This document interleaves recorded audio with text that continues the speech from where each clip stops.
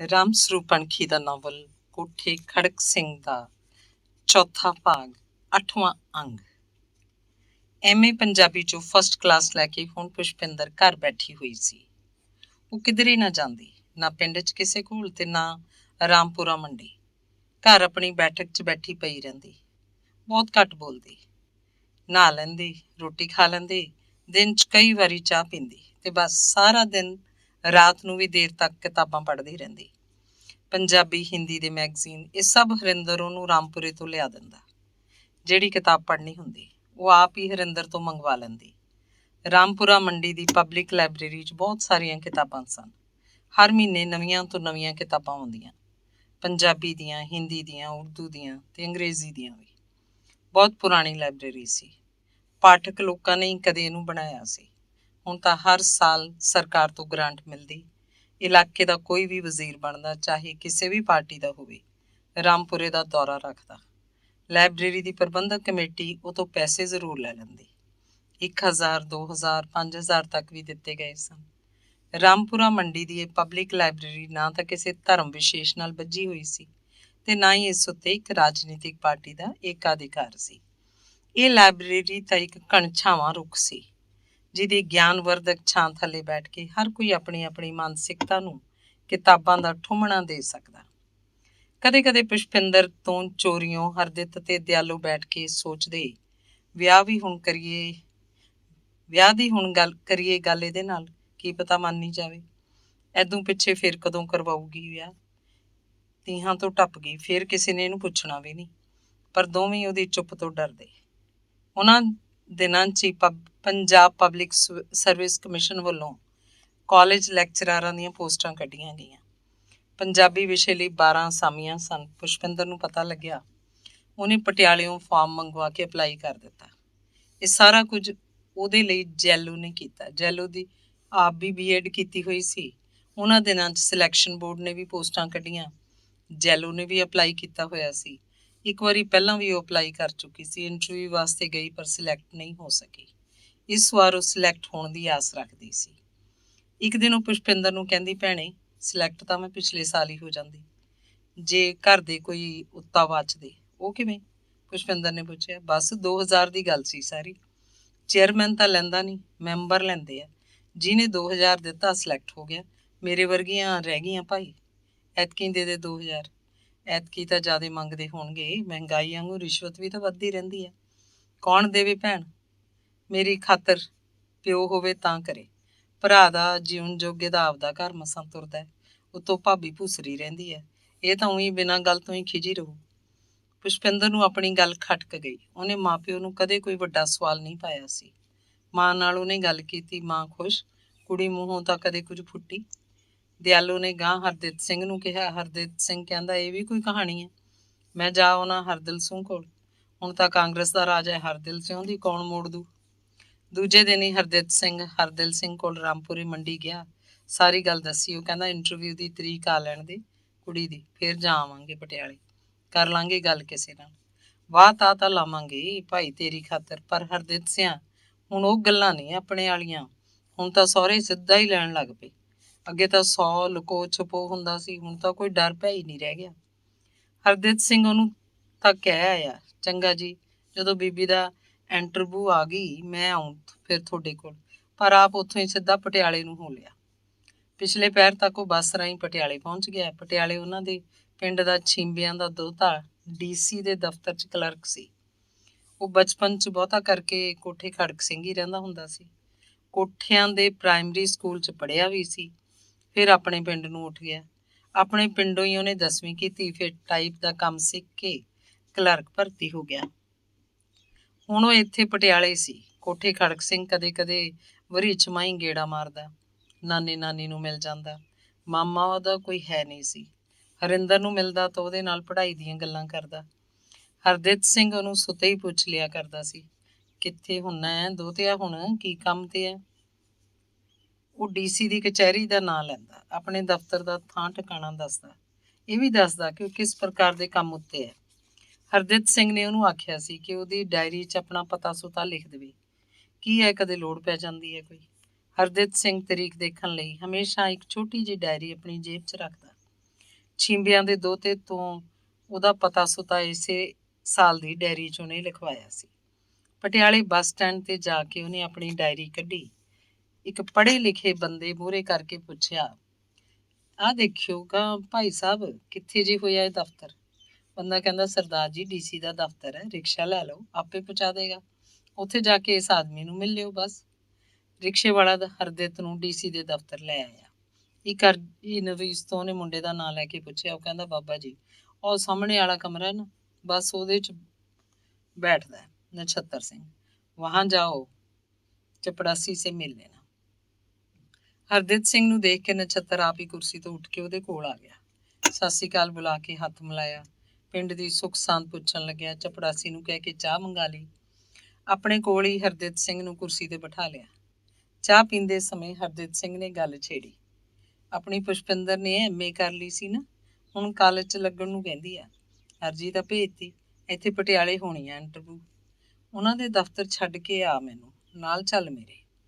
ਨਛੱਤਰ ਨੇ ਕੋਲ ਬੈਠੇ ਅਸਿਸਟੈਂਟ ਨੂੰ ਪੁੱਛਿਆ, ਬਾਊ ਜੀ ਇਹ ਕਾਲਜ ਲੈਕਚਰਾਰਾਂ ਦੀ ਇੰਟਰਵਿਊ ਕੌਣ ਕਰਦਾ? ਆ PPSC ਵਾਲੇ ਕਰਦੇ ਨੇ ਜੀ, ਹੋਰ ਕੌਣ? PPSC ਮਤਲਬ? ਨਛੱਤਰ ਦਾੜੀ ਖੁਰਚ ਰਿਹਾ ਸੀ। Punjab public service commission. ਗੱਲ ਕੀ ਹੈ ਦੱਸੋ? ਇਹ ਪਿੰਡੋਂ ਆਏ ਨੇ, ਮਾਮਾ ਜੀ ਨੇ, ਲੜਕੀ ਨੇ ਅਪਲਾਈ ਕੀਤਾ ਕਾਲਜ ਲੈਕਚਰਾਰ ਦੀ ਪੋਸਟ ਲਈ। ਉਹਦਾ ਪਤਾ ਸੁਤਾ ਕੋਈ ਕਰਨਾ ਹੈ ਇਹਨਾਂ ਨੇ, ਨਛੱਤਰ ਨੇ ਕਿਹਾ। ਨਵੀਂ ਸਿਗਰਟ ਸੁਲਗਾ ਕੇ ਅਸਿਸਟੈਂਟ ਆਪਣੀ ਐਨਕ ਦੇ ਸ਼ੀਸ਼ਿਆਂ ਉੱਤੋਂ ਦੀ ਹਰਦਿਤ ਸਿੰਘ ਵੱਲ ਗੌਰ ਨਾਲ ਝਾਕਿਆ।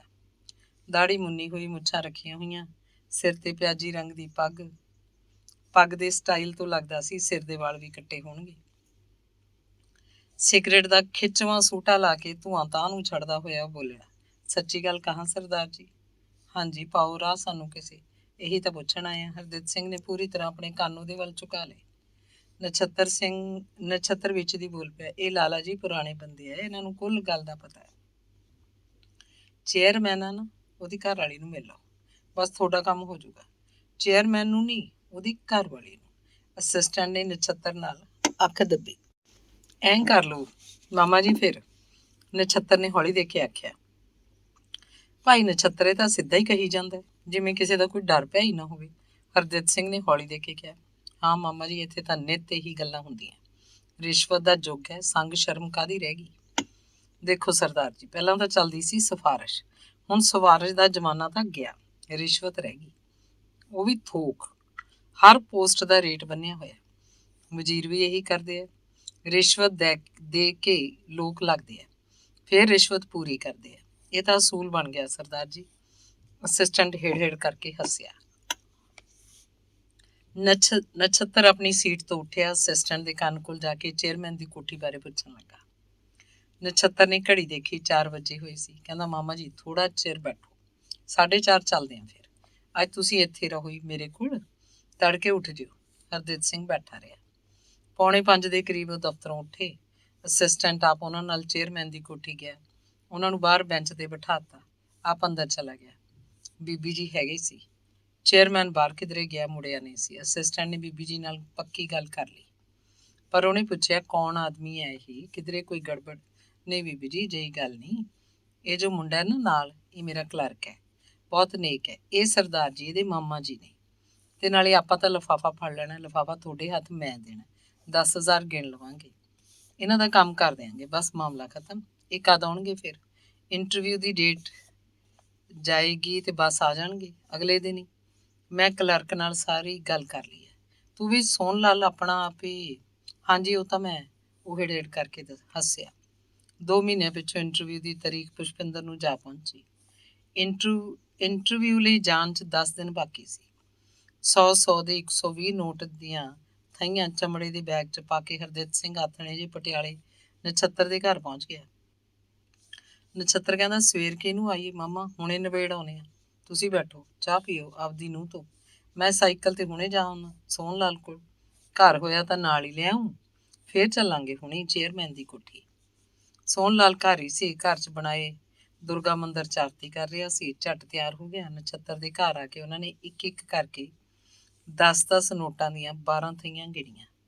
ਸੋਹਣ ਲਾਲ ਨਛੱਤਰ ਤੇ ਹਰਦਿਤ ਸਿੰਘ ਨੂੰ ਲੈ ਕੇ ਚੇਅਰਮੈਨ ਦੀ ਕੋਠੀ ਗਿਆ। ਚੇਅਰਮੈਨ ਸਾਹਿਬ ਘਰ ਹੀ ਸੀ, ਕੋਠੀ ਦੇ ਪਿਛਲੇ ਲਾਨ 'ਚ ਆਪਣੇ ਬੱਚਿਆਂ ਨਾਲ ਬੈਡਮਿੰਟਨ ਖੇਡ ਰਹੇ ਸੀ। ਬਾਂਸ ਦੇ ਪੋਲ ਨਾਲ ਲਟਕਾਇਆ ਬੱਲਬ ਜਗ ਰਿਹਾ ਸੀ। ਕੋਠੀ 'ਚ ਬੀਬੀ ਜੀ ਆਪਣੀ ਗੜਵਾਲੀ ਨੌਕਰ ਨੂੰ ਸ਼ਾਮ ਦੇ ਖਾਣੇ ਲਈ ਖਾਸ ਹਦਾਇਤਾਂ ਦੇ ਰਹੇ ਸੀ। ਆਰਾਮ ਕੁਰਸੀ ਤੇ ਪਸਰ ਕੇ ਬੈਠੇ ਹੋਏ, ਲੱਤਾਂ ਸਾਹਮਣੇ ਪਈ ਤਪਾਈ ਤੇ ਰੱਖੀਆਂ। ਔਰਤਾਂ ਲਈ ਛਪਦਾ ਇੱਕ ਅੰਗਰੇਜ਼ੀ ਮੈਗਜ਼ੀਨ ਹੱਥਾਂ 'ਚ ਸੀ। ਸੋਹਣ ਲਾਲ ਜਾ ਕੇ ਖੜਾ ਤੇ ਨਮਸਕਾਰ ਆਖੀ ਤਾਂ ਬੀਬੀ ਜੀ ਝਟਕੇ ਨਾਲ ਉੱਠੇ ਤੇ ਉਹਦੇ ਨਾਲ ਡਰਾਇੰਗ ਰੂਮ 'ਚ ਆ ਗਏ। ਸੋਹਣ ਲਾਲ ਨੇ 10 ਥਈਆਂ ਫਟਾਫਟ ਉਹਨਾਂ ਨੂੰ ਕਢਾਈਆਂ। 2 ਥਈਆਂ ਆਪਣੇ ਲੰਮੇ ਸਾਰੇ ਮੋਟੇ ਕੱਪੜੇ ਦੇ ਕੋਟ ਦੀਆਂ ਬਾਹਰਲੀਆਂ ਦੋਵੇਂ ਜੇਬਾਂ 'ਚ ਇੱਕ ਇੱਕ ਕਰਕੇ ਪਾ ਲਈਆਂ। ਪਤਾ ਵੀ ਨਹੀਂ ਲੱਗ ਰਿਹਾ ਸੀ ਕਿ ਉਹਨਾਂ ਜੇਬਾਂ 'ਚ ਕੁਝ ਹੈ। ਉੱਥੇ ਹੀ ਸੋਫੇ ਤੇ ਬੈਠਾ ਰਿਹਾ, ਚਮੜੇ ਦਾ ਖਾਲੀ ਬੈਗ ਗੋਡਿਆਂ ਤੇ ਰੱਖ ਲਿਆ। ਬੀਬੀ ਜੀ ਨੇ ਅੱਖ ਦੇ ਫੋਰ 'ਚ ਆਪਣੀ ਗੋਦਰੇਜ ਦੀ ਅਲਮਾਰੀ ਖੋਲ੍ਹੀ ਤੇ ਦਸੇ ਦੀਆਂ ਦਸੇ ਥਈਆਂ ਅੰਦਰ ਰੱਖਤੀਆਂ। ਸੋਹਣ ਲਾਲ ਨੇ ਫਿਰ ਡਾਇਰੀ 'ਚ ਨੋਟ ਕਰਾਇਆ, Pushpinder Kaur, doctor of Sardar Hardev Singh, village ਕੋਠੇ ਖੜਕ ਸਿੰਘ, ਤਹਿਸੀਲ ਫੂਲ, ਡਿਸਟ੍ਰਿਕਟ ਬਠਿੰਡਾ, ਪੋਸਟ ਲੈਕਚਰਾਰ ਇਨ ਪੰਜਾਬੀ, MA ਫਸਟ ਕਲਾਸ। ਅੰਗ 9ਵਾਂ। ਪੁਸ਼ਪਿੰਦਰ ਦੀ ਇੰਟਰਵਿਊ ਤੋਂ 3 ਮਹੀਨੇ ਪਿੱਛੋਂ ਜੈਲੋ ਦੀ ਇੰਟਰਵਿਊ ਵੀ ਹੋਈ ਸੀ, ਪਰ ਉਹ ਇਸ ਵਾਰ ਫੇਰ ਰਹਿ ਗਈ। ਪੁਸ਼ਪਿੰਦਰ ਦੀ ਸਿਲੈਕਸ਼ਨ ਹੋ ਚੁੱਕੀ ਸੀ। ਉਹਨੂੰ ਕਾਲਜ ਵੀ ਬਠਿੰਡਾ ਮਿਲ ਗਿਆ। ਬਠਿੰਡਾ ਉਹਨੇ ਜੁਆਇਨ ਕਰ ਲਿਆ। ਉੱਥੇ ਇੱਕ ਚੁਬਾਰਾ ਕਿਰਾਏ ਤੇ ਲੈ ਕੇ ਰਹਿਣ ਲੱਗੀ। ਕਿਸੇ ਨੇ ਜੈਲੇ ਨੂੰ ਸਲਾਹ ਦਿੱਤੀ ਕਿ ਉਹ ਮੈਥ ਇੱਕ ਵਾਧੂ ਮਜ਼ਮੂਨ ਵਜੋਂ ਪਾਸ ਕਰ ਲਵੇ। ਮੈਥ ਮਿਸਟਰਸ ਲਈ ਤਾਂ ਅਵਸ਼ ਸਿਲੈਕਟ ਹੋ ਜਾਏਗੀ। SS ਮਿਸਟਰਸ ਤਾਂ ਉਹ ਸਾਰੀ ਉਮਰ ਸਿਲੈਕਟ ਨਹੀਂ ਹੋ ਸਕਦੀ। SS ਲਈ ਤਾਂ ਹਜ਼ਾਰਾਂ ਉਮੀਦਵਾਰ ਆ ਜਾਂਦੇ ਨੇ, ਕਿੰਨੇ ਕੁ ਸਿਲੈਕਟ ਹੋਈ ਜਾਣਗੇ, ਕੋਈ ਨਹੀਂ ਪੁੱਛਦਾ। ਇੱਕ ਵਾਰੀ ਪੁਸ਼ਪਿੰਦਰ ਪਿੰਡ ਆਈ ਤਾਂ ਜੈਲੋ ਨੇ ਉਹਦੇ ਕੋਲ ਗੱਲ ਤੋਰੀ। ਪੁਸ਼ਪਿੰਦਰ ਨੂੰ ਸਾਥ ਚਾਹੀਦਾ ਸੀ। ਕਾਲਜ ਤੋਂ ਬਾਅਦ ਉਹਦਾ ਇਕੱਲੀ ਦਾ ਜੀ ਨਹੀਂ ਸੀ ਲੱਗਦਾ। ਉਹ ਜੈਲੋ ਨੂੰ ਆਪਣੇ ਨਾਲ ਲੈ ਗਈ। ਉੱਥੇ ਜਾ ਕੇ ਮੈਥ ਦੇ ਇੱਕ ਪ੍ਰੋਫੈਸਰ ਕੋਲ ਉਹਦੀ ਟਿਊਸ਼ਨ ਦਾ ਪ੍ਰਬੰਧ ਕਰਤਾ। ਫਾਰਮ ਲੈ ਕੇ ਜੈਲੋ ਦੀ ਫੀਸ ਵੀ ਯੂਨੀਵਰਸਿਟੀ ਨੂੰ ਭੇਜਤੀ। ਦੋਵੇਂ ਜਣੀਆਂ ਉਸੇ ਚੁਬਾਰੇ 'ਚ ਰਹਿਣ ਲੱਗੀਆਂ। ਮੈਥ ਦਾ ਪ੍ਰੋਫੈਸਰ ਬਹੁਤ ਮਿਹਨਤ ਕਰਾਉਂਦਾ ਸੀ। ਜੈਲੋ ਦਾ 10ਵੀਂ 'ਚ ਹਿਸਾਬ ਚੰਗਾ ਸੀ। ਉਹਨੇ ਹਾਊਸ ਹੋਲਡ ਨਹੀਂ ਪੜ੍ਹਿਆ ਸੀ, ਅਲਜਬਰਾ ਜਿਓਮੈਟਰੀ ਪੜ੍ਹੀ।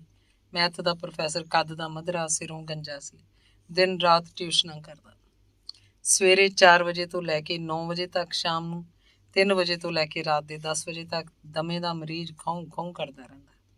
ਹੱਡੀਆਂ ਦੀ ਮੁੱਠੀ ਜੀ, ਹੱਡੀਆਂ ਦੇ ਜੋੜ ਜਿਵੇਂ ਸੇਬੇ ਨਾਲ ਬੰਨ੍ਹ ਕੇ ਖੜਾਏ ਹੋਣ।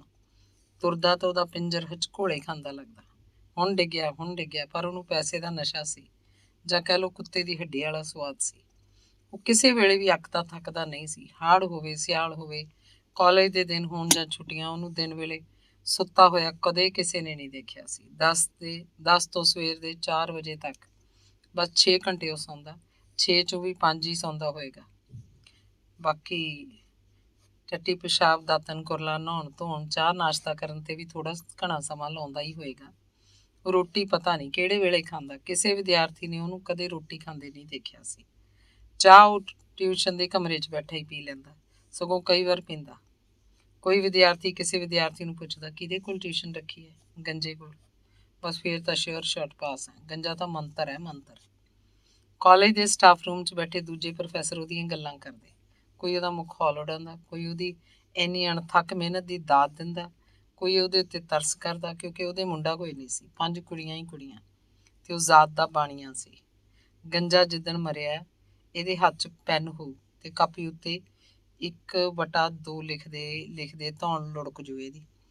ਏਕੇ ਥੱਲੇ ਲਕੀਰ ਤਾਂ ਖਿੱਚ ਲੂ, ਪਰ ਦੂਆ ਨਹੀਂ ਪੈਣਾ। ਮਖੌਲ ਕਰਨ ਵਾਲਾ ਆਖਦਾ, ਉਹ ਭਾਈ 5 ਲੱਖ ਬਣਾਉਣਾ ਹੈ, ਹੋਰ ਕਿਵੇਂ ਬਣੇ? 5 ਨੇ, 5 ਲੱਖ ਲੱਗੂ। ਟਿਊਸ਼ਨ ਪੜ੍ਹਾਉਂਦੇ ਹੀ ਜ਼ਿੰਦਗੀ ਵੀ ਤਾਂ ਇਹਦੀ 1/2 ਬਣ ਕੇ ਹੀ ਰਹਿ ਗਈ ਵਿਚਾਰੇ ਦੀ। ਤਰਸ ਕਰਨ ਵਾਲਾ ਆਖਦਾ, ਪੈਸਾ ਤਾਂ ਐਵੇਂ ਹੀ ਬਣਦਾ ਹੈ, ਜਾਂ ਫਿਰ ਚੋਰੀ ਡਾਕੇ ਮਾਰੋ, ਠੱਗੀਆਂ ਕਰੋ, ਸਮਗਲਰ ਬਣ ਕੇ ਫੀਮ ਵੇਚੋ।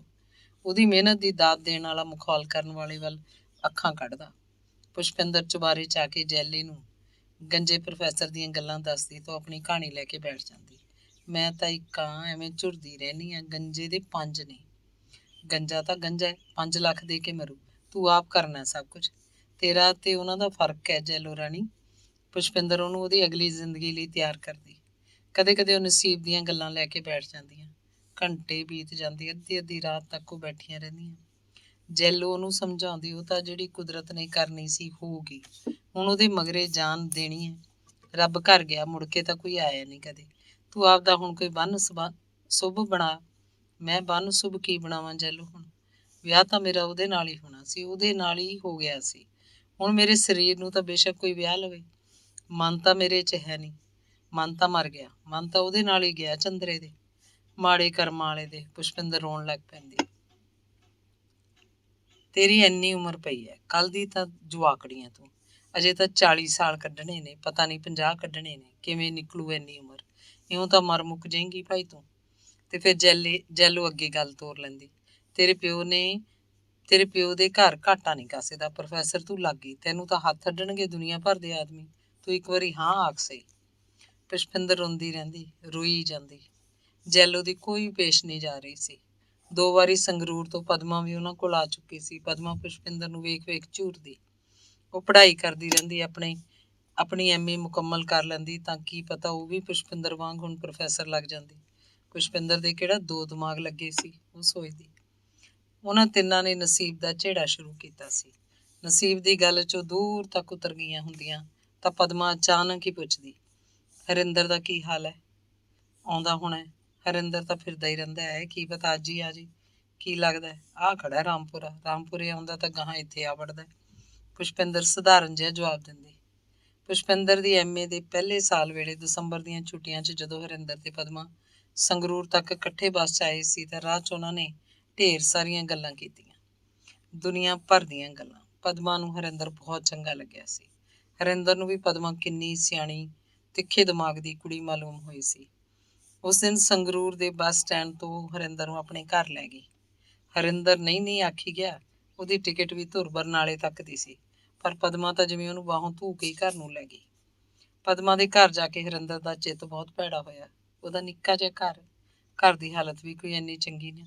ਪਦਮਾ ਦੀ ਮਾਂ ਨਹੀਂ ਸੀ, ਬਾਪ ਰਿਟਾਇਰਡ ਪ੍ਰਾਇਮਰੀ ਸਕੂਲ ਟੀਚਰ ਸੀ, ਉਮਰ 70 ਸਾਲ, ਗਠੀਏ ਦੀ ਸ਼ਿਕਾਇਤ ਆਮ ਰਹਿੰਦੀ। ਪਦਮਾ ਦੇ 2 ਭਰਾ ਸੀ, ਦੋਵੇਂ ਸ਼ਾਦੀशुदा, ਪਦਮਾ ਤੋਂ ਵੱਡੇ। ਦੋਵੇਂ ਭਰਾਵਾਂ ਦੇ ਗਾਂਹ ਬੱਚੇ ਸੀ। ਵੱਡਾ ਭਰਾ ਮਿਊਨਿਸਪਲ ਕਮੇਟੀ 'ਚ ਕਲਰਕ ਸੀ, ਛੋਟਾ ਸਕੂਲ ਟੀਚਰ, ਉੱਥੋਂ ਦੇ ਇੱਕ ਪ੍ਰਾਈਵੇਟ ਸਕੂਲ 'ਚ ਕੰਮ ਕਰਦਾ। ਦੋਵੇਂ ਭਰਾਵਾਂ ਨੇ ਹਰਿੰਦਰ ਦੀ ਚੰਗੀ ਸੇਵਾ ਕੀਤੀ ਸੀ। ਪਿਓ ਨੇ ਵੀ ਗੱਲਾਂ ਕੀਤੀਆਂ ਭਰਜਾਈਆਂ, ਪਰ ਬਿੰਦੇ ਬਿੰਦੇ ਹਰਿੰਦਰ ਵੱਲ ਕਣਖਾ ਝਾਕਦੀਆਂ। ਉਹਨਾਂ ਦਾ ਇੰਜ ਦੇਖਣਾ ਹਰਿੰਦਰ ਨੂੰ ਚੰਗਾ ਨਹੀਂ ਲੱਗਿਆ। ਪਦਮਾ ਦੇ ਬਾਪ ਨੂੰ ਜਦੋਂ ਇਹ ਪਤਾ ਲੱਗਿਆ ਕਿ ਇਹ ਮੁੰਡਾ ਪਦਮਾ ਨਾਲ ਪੜ੍ਹਦੀ ਕਿਸੇ ਕੁੜੀ ਦਾ ਭਰਾ ਹੈ ਤਾਂ ਉਹਨੇ ਜ਼ੋਰ ਲਾਇਆ ਕਿ ਹਰਿੰਦਰ ਉਸ ਰਾਤ ਉੱਥੇ ਹੀ ਠਹਿਰੇ, ਸਵੇਰ ਦੀ ਬੱਸ ਚਲਿਆ ਜਾਏ। ਪਰ ਹਰਿੰਦਰ ਤਾਂ ਉਹਨਾਂ ਦੇ ਘਰ ਜਿਵੇਂ ਬੰਨਿਆ ਜਿਹਾ ਬੈਠਾ ਸੀ। ਚਾਹ ਪੀਤੀ, ਖਾਣ ਨੂੰ ਜੋ ਕੁਝ ਮੇਜ਼ ਤੇ ਭਰਾਵਾਂ ਨੇ ਲਿਆ ਕੇ ਰੱਖਿਆ ਉਹਦੇ 'ਚੋਂ ਬਸ ਐਵੇਂ 1-2 ਟੁਕੜੀਆਂ ਚੁੱਕ ਕੇ ਖਾਧੀਆਂ ਤੇ ਬੱਸ ਸਟੈਂਡ ਨੂੰ ਭੱਜਣ ਦੀ ਕੀਤੀ। ਤੇ ਫਿਰ ਜਨਵਰੀ 'ਚ ਜਦੋਂ ਹਰਿੰਦਰ ਪਟਿਆਲੇ ਗਿਆ ਸੀ, ਪਦਮਾ ਉੱਥੇ ਨਹੀਂ ਸੀ। ਪੁਸ਼ਪਿੰਦਰ ਨੇ ਦੱਸਿਆ ਉਹਦਾ ਬਾਪ ਮਰ ਗਿਆ, ਭਰਜਾਈਆਂ ਨੇ ਉਹਨੂੰ ਪੜ੍ਹਨੋਂ ਹਟਾ ਲਿਆ, ਬਾਪ ਹੀ ਸੀ ਬਸ। ਹਰਿੰਦਰ ਦੇ ਧੁਰ ਅੰਦਰ ਜਿਵੇਂ ਕਿਧਰੇ ਕੋਈ ਚੀਜ਼ ਟੁੱਟ ਗਈ ਹੋਵੇ। ਕੁੜੀਆਂ ਦੇ ਉਸ ਹੋਸਟਲ 'ਚ ਪਦਮਾ ਜਿਵੇਂ ਇੱਕ ਖੁਸ਼ਬੂ ਸੀ, ਤੇ ਖੁਸ਼ਬੂ ਉਸ ਦਿਨ ਉੱਥੇ ਨਹੀਂ ਸੀ। ਹਰਿੰਦਰ ਨੇ ਪੁਸ਼ਪਿੰਦਰ ਨੂੰ ਬਹੁਤ ਕੁਝ ਨਹੀਂ ਪੁੱਛਿਆ, ਖਾਲੀ ਮਨ ਲੈ ਕੇ ਉਹ ਪਟਿਆਲਿਓਂ ਮੁੜ ਆਇਆ ਸੀ। ਉਹਦਾ ਜੀਅ ਕੀਤਾ ਸੰਗਰੂਰ ਬੱਸ ਸਟੈਂਡ ਤੋਂ ਪਦਮਾ ਦੇ ਘਰ ਜਾਵੇ। ਉਹਨੇ ਟਿਕਟ ਵੀ ਤਾਂ ਸੰਗਰੂਰ ਤੱਕ ਦਾ ਹੀ ਲਿਆ ਸੀ, ਪਰ ਪਤਾ ਨਹੀਂ ਕੀ ਉਹਨੇ ਸੋਚਿਆ, ਉਹਨੇ ਅਗਲੀ ਬੱਸ ਦਾ ਬਰਨਾਲੇ ਦਾ ਟਿਕਟ ਲੈ ਲਿਆ ਤੇ ਹੁਣ ਪਦਮਾ ਸੰਗਰੂਰ ਦੀ ਹੀ ਇੱਕ ਗਲੀ ਦੇ ਮਾਡਲ ਸਕੂਲ 'ਚ ਪੜ੍ਹਾਉਂਦੀ ਸੀ। ਉਹਨੂੰ 200 ਰੁਪਇਆ ਮਹੀਨਾ ਮਿਲਦਾ। ਸਕੂਲ ਨਰਸਰੀ ਤੋਂ 5ਵੀਂ ਜਮਾਤ ਤੱਕ ਸੀ। ਅਜਿਹੇ ਸਕੂਲ ਸ਼ਹਿਰ ਦੇ ਮਹੱਲੇ ਗਲੀ 'ਚ ਲੋਕਾਂ ਨੇ ਖੋਲ੍ਹ ਰੱਖੇ ਸੀ। 10ਵੀਂ ਪਾਸ ਤੇ BA ਪਾਸ, MA ਪਾਸ ਵੀ ਘਰ ਵਿਹਲੀਆਂ ਬੈਠੀਆਂ ਕਿਸੇ ਸਰਕਾਰੀ ਪੱਕੀ ਨੌਕਰੀ ਜਾਂ ਵਿਆਹ ਦੀ ਉਡੀਕ ਕਰਦੀਆਂ ਕੁੜੀਆਂ 100-100, 200-200 ਰੁਪਏ 'ਚ ਆਮ ਮਿਲ ਜਾਂਦੀਆਂ। ਇੱਕ ਪ੍ਰਕਾਰ ਨਾਲ ਦੁਕਾਨਾਂ ਖੋਲ੍ਹ ਰੱਖੀਆਂ ਸੀ ਇਹ ਢੰਗੀ ਬੰਦਿਆਂ ਨੇ। ਅੰਗ 10ਵਾਂ। ਹਰਦਿਤ ਸਿੰਘ ਉਹਦੀ ਪਤਨੀ ਦਿਆਲੋ ਇਕੱਲੇ ਬਹਿ ਕੇ ਝੇੜਾ ਕਰਦੇ ਕਿ ਉਹ ਕੁੜੀ ਨੂੰ ਵਿਆਹ ਕਰਵਾਉਣ ਲਈ ਕਿਹੜੀ ਵਿਧ ਨਾਲ ਮਨਾ ਸਕਦੇ ਆ। ਹੁਣ ਤਾਂ ਉਹਦੇ ਉਹ ਦਿਨ ਵੀ ਲੰਘ ਗਏ ਜਦੋਂ ਉਹਨੂੰ ਮੱਲੋ ਮੱਲੀ ਵਿਆਹਿਆ ਜਾ ਸਕਦਾ ਸੀ। ਇੰਨਾ ਪੜ੍ਹ ਲਿਖ ਕੇ ਹੈ, ਪ੍ਰੋਫੈਸਰ ਲੱਗੀ ਹੋਈ ਹੈ, ਆਪਣਾ ਆਪ ਕਮਾ ਕੇ ਖਾਂਦੀ ਹੈ। ਹੁਣ ਉਹ ਉਹਨਾਂ ਦੀ ਤੜੀ ਜੀ ਨਹੀਂ ਝੱਲ ਸਕਦੀ। ਕੋਠੇ ਖੜਕ ਸਿੰਘ ਦੀ ਉਹ ਤਾਂ ਕਦੇ ਹੀ ਆਉਂਦੀ ਵੀ ਤਾਂ ਇੱਕ ਰਾਤ ਤੋਂ ਵੱਧ ਨਾ ਕੱਟਦੀ। ਬਹੁਤੀ ਵਾਰੀ ਐਤਵਾਰ ਨੂੰ ਸਵੇਰੇ ਆਈ ਤੇ ਸ਼ਾਮ ਨੂੰ ਮੁੜ ਗਈ। ਇੱਕ ਦਿਨ ਉਹ ਪੂਰਾ ਮੱਥ ਕੇ ਬਠਿੰਡੇ ਗਏ। ਪੁਸ਼ਪਿੰਦਰ ਵੀ ਜਾਣਦੀ ਸੀ ਕਿ ਉਹ ਕਿਵੇਂ ਆਏ ਹੈ। ਇਹ ਤੋਂ ਬਿਨਾਂ ਤਾਂ ਉਹਨਾਂ ਕੋਲ ਦੂਜੀ ਕੋਈ ਗੱਲ ਹੀ ਨਹੀਂ ਸੀ।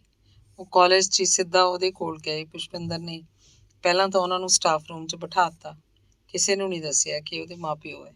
ਉਹਨਾਂ ਨੂੰ ਕਹਿੰਦੀ ਤੁਸੀਂ 1 ਘੰਟਾ ਇੱਥੇ ਬੈਠੋ, ਮੈਂ ਇੱਕ ਪੀਰੀਅਡ ਲਾ ਲਵਾਂ, ਫਿਰ ਘਰ ਨੂੰ ਚੱਲਦੇ ਹਾਂ, ਘਰ ਜਾ ਕੇ ਚਾਹ ਪੀਆਂਗੇ।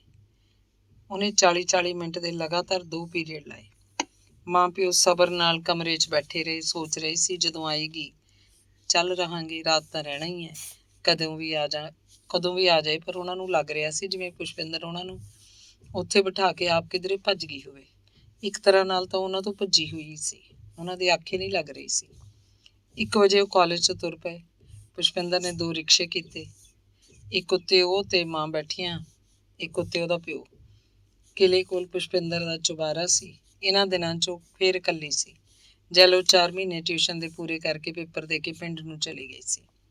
ਸਵੇਰੇ ਸਵੇਰੇ ਰੋਟੀ ਪਕਾਉਣ ਇੱਕ ਕੁੜੀ ਆਉਂਦੀ ਹੁੰਦੀ। ਗਰੀਬ ਘਰ ਦੀ ਕੁੜੀ ਸੀ। ਆਪ ਵੀ ਦੋਵੇਂ ਡੰਗਾਂ ਦੀ ਰੋਟੀ ਖਾ ਜਾਂਦੀ। ਪੁਸ਼ਪਿੰਦਰ ਉਹਨੂੰ 50 ਰੁਪਏ ਮਹੀਨਾ ਦਿੰਦੀ। ਉਸ ਦਿਨ ਪੁਸ਼ਪਿੰਦਰ ਜੋਗੀ ਦੁਪਹਿਰ ਦੀ ਰੋਟੀ ਤਾਂ ਹੈਗੀ ਸੀ। ਉਹਨੇ ਪਹਿਲਾਂ ਤਾਂ ਸਟੋਵ ਤੇ ਚਾਹ ਬਣਾਈ, ਫਿਰ ਮਾਲਕ ਮਕਾਨ ਦੇ ਮੁੰਡੇ ਨੂੰ ਬਾਜ਼ਾਰੋਂ ਭੇਜ ਕੇ ਹੋਟਲ ਤੋਂ ਸਬਜ਼ੀ ਤੇ ਦਹੀਂ ਮੰਗਵਾ ਲਿਆ। ਆਟਾ ਗੁੰਨ ਕੇ ਰੋਟੀ ਪਕਾਉਣ ਲੱਗੀ। ਦਿਆਲੋ ਕਹਿੰਦੀ, ਇੰਨੀ ਗਰਮੀ 'ਚੋਂ ਆਈ ਐ, ਜਾਂ ਮੈਂ ਲਾ ਦਿੰਦੀ ਆ ਰੋਟੀ, ਤਾਂ ਤੂੰ ਆਪਣੇ ਬਾਪੂ ਕੋਲ ਬੈਠ। ਹਰਦਿਤ ਸਿੰਘ ਕਹਿਣ ਲੱਗਿਆ, ਪਿੰਦਰਾ ਰੋਟੀ ਦੀ ਤਾਂ ਖਾਸ ਲੋੜ ਵੀ ਨਹੀਂ ਕੋਈ, ਖਾ ਕੇ ਤੁਰੇ ਸੀ। ਤੂੰ ਪਕਵਾ ਲੈ ਆਪਦੀ ਮਾਂ ਤੋਂ, ਖਾਣੀ ਹੋਈ ਹੋਊ ਤੈਂ ਤਾਂ ਅਜੇ। ਤੇ ਫਿਰ ਖੁੱਸੀ ਜੀ ਹਾਸੀ ਹੱਸ ਕੇ ਬੋਲਿਆ, ਪੜ੍ਹਿਆ ਲਿਖਿਆਂ ਦਾ ਵੇਲਾ ਦੇਖ ਲੈ ਰੋਟੀ ਖਾਣ ਦਾ। ਜਿੰਨੀ ਖਾਣੀ ਹੋਈ ਖਾ ਲਿਓ, ਥੋੜ੍ਹੀ ਥੋੜ੍ਹੀ ਖਾ ਲਓ। ਦਿਆਲੂ ਰੋਟੀਆਂ ਪਕਾਉਣ ਲੱਗ ਪਈ। ਪੁਸ਼ਪਿੰਦਰ ਹਰਦਿਤ ਸਿੰਘ ਕੋਲ ਆ ਬੈਠੀ।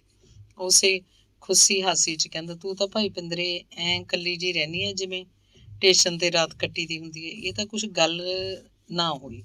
ਪੁਸ਼ਪਿੰਦਰ ਬਨੌਟੀ ਜਿਹਾ ਮੁਸਕਰਾਈ। ਲੈ ਵੀ ਪਿੰਦਰਾ, ਹੁਣ ਨਹੀਂ ਅਸੀਂ ਤੇਰੀ ਕੋਈ ਗੱਲ ਸੁਣਨੀ। ਤੇਰੇ ਬਹਾਨੇ ਸਭ ਖਤਮ। ਅੱਜ ਤਾਂ ਤੇਰੇ ਮੂੰਹ ਹਾਂ ਕੁਹਾ ਕੇ ਜਾਵਾਂਗੀ। ਹਰਜੀਤ ਸਿੰਘ ਦੀ ਉਹੀ ਖੁੱਸੀ ਹਾਸੀ ਕਾਇਮ ਸੀ। ਜੇ ਮੈਂ ਹਾਂ ਆਖੀ ਨਾ, ਫਿਰ ਕੀ ਕਰੋਗੇ ਬਾਪੂ ਜੀ? ਉਹ ਵੀ ਹੱਸੀ ਜਾ ਰਹੀ ਸੀ। ਪੁਸ਼ਪਿੰਦਰ ਉੱਠੀ, ਥੱਲਿਓ ਮਕਾਨ ਮਾਲਕ ਦੇ ਫਰਿੱਜ 'ਚੋਂ 2 ਬੋਤਲਾਂ ਪਾਣੀ ਦੀਆਂ ਕੱਢ ਲਿਆਈ। ਥੱਲੇ ਗਈ ਨੇ ਉਹਨੇ ਖਾਸਾ ਚਿਰ ਲਾਤਾ। ਮਾਲਕ ਮਕਾਨ ਦੀ ਘਰ ਵਾਲੀ ਨੇ ਪੁੱਛ ਲਿਆ ਸੀ ਕਿ ਉਹ ਕੌਣ ਨੇ ਬੀਬੀ। ਉਹ ਤਾਂ ਥੱਲੇ ਜਿਵੇਂ ਚੇਰੀ ਲਾਉਣਾ ਚਾਹੁੰਦੀ ਹੋਵੇ ਆਪਣੇ ਮਾਂ-ਬਾਪ ਬਾਰੇ ਦੱਸਣ ਲੱਗੀ। ਮਕਾਨ ਮਾਲਕਨ ਕਹਿ ਰਹੀ ਸੀ, ਤਾਂ ਭਾਈ ਹੋਰ ਲੈ ਜਾ, ਜਿਹੜੀ ਚੀਜ਼ ਦੀ ਲੋੜ ਹੈ। ਫਰਿੱਜ 'ਚ ਫਲ ਪਿਆ ਹੋਇਆ ਹੋਊ ਕੋਈ, ਉਹ ਲੈ ਜਾ। ਉਹ ਚੁਬਾਰੇ 'ਚ ਆਈ ਤਾਂ ਮਾਂ ਰੋਟੀ ਪਕਾ ਚੁੱਕੀ ਸੀ। ਆਟੇ ਵਾਲੇ ਹੱਥ ਧੋ ਰਹੀ ਸੀ। ਮੇਜ਼ ਲਾ ਕੇ ਤਿੰਨਾਂ ਨੇ ਰੋਟੀ ਖਾ ਲਈ। ਰੋਟੀ ਖਾਂਦੇ ਉਹ ਕੁਝ ਨਹੀਂ ਬੋਲੇ। ਪੁਸ਼ਪਿੰਦਰ ਕਦੇ ਕਦੇ ਆਪਣੇ ਕਾਲਜ ਦੀ ਕੋਈ ਗੱਲ ਕਰਦੀ, ਉਹ ਬੇਧਿਆਨਾ ਜਿਹਾ ਹੁੰਗਾਰਾ ਭਰਦੇ। ਵਿੱਚ ਦੀ ਕਦੇ ਦਿਆਲੂ ਧੀ ਦੇ ਮੂੰਹ ਵੱਲ ਝਾਕਣ ਲੱਗਦੀ, ਕਦੇ ਹਰਜੀਤ ਸਿੰਘ ਚੋਰ ਨਜ਼ਰ ਨਾਲ ਝਾਕਦਾ, ਜਿਵੇਂ ਦੋਵੇਂ ਕੁੜੀ ਤੇ ਨਜ਼ਰਾਂ ਦੀਆਂ ਤਰਸ ਭਰੀਆਂ ਪਿਚਕਾਰੀਆਂ ਸੁੱਟ ਰਹੇ ਹੋਣ। ਇਹ ਵੀ ਸੰਭਵ ਹੋਏਗਾ ਕਿ ਦੋਵੇਂ ਜਣੇ ਕੁੜੀ ਤੇ ਗੁੱਜਾ ਖਿੱਚ ਰਹੇ ਹੋਣ। ਰੋਟੀ ਤੋਂ ਬਾਅਦ ਇੱਕ ਮੰਜਾ ਪੁਸ਼ਪਿੰਦਰ ਨੇ ਥੱਲਿਓਂ ਮੰਗਵਾ ਲਿਆ। 2 ਮੰਜੇ ਪਹਿਲਾਂ ਚੁਬਾਰੇ 'ਚ ਸੀ। ਛੱਤ ਉੱਤੇ ਪੱਖਾ ਚੱਲ ਰਿਹਾ ਸੀ। ਤਿੰਨੇ ਅਲੱਗ-ਅਲੱਗ ਮੰਜਿਆਂ ਤੇ ਪੈ ਗਏ। ਪੁਸ਼ਪਿੰਦਰ ਸੌਣ ਦੀ ਕੋਸ਼ਿਸ਼ ਕਰਦੀ ਲੱਗਦੀ ਸੀ। ਦਿਆਲੂ ਨੇ ਬਿੰਦ ਕੁ ਪਾਸਾ ਮਾਰਿਆ ਤੇ ਉੱਠ ਕੇ ਬੈਠ ਗਈ। ਉਹਨੇ ਸੋਚਿਆ, ਉਹ ਇੱਥੇ ਸੌਣ ਥੋੜ੍ਹਾ ਆਈ ਹੈ। ਹਰਜੀਤ ਸਿੰਘ ਸਿੱਧਾ ਪਿਆ, ਪੱਖੇ ਵੱਲ ਬਿਟ ਲਗਾਤਾਰ ਝਾਕੀ ਜਾ ਰਿਹਾ ਸੀ।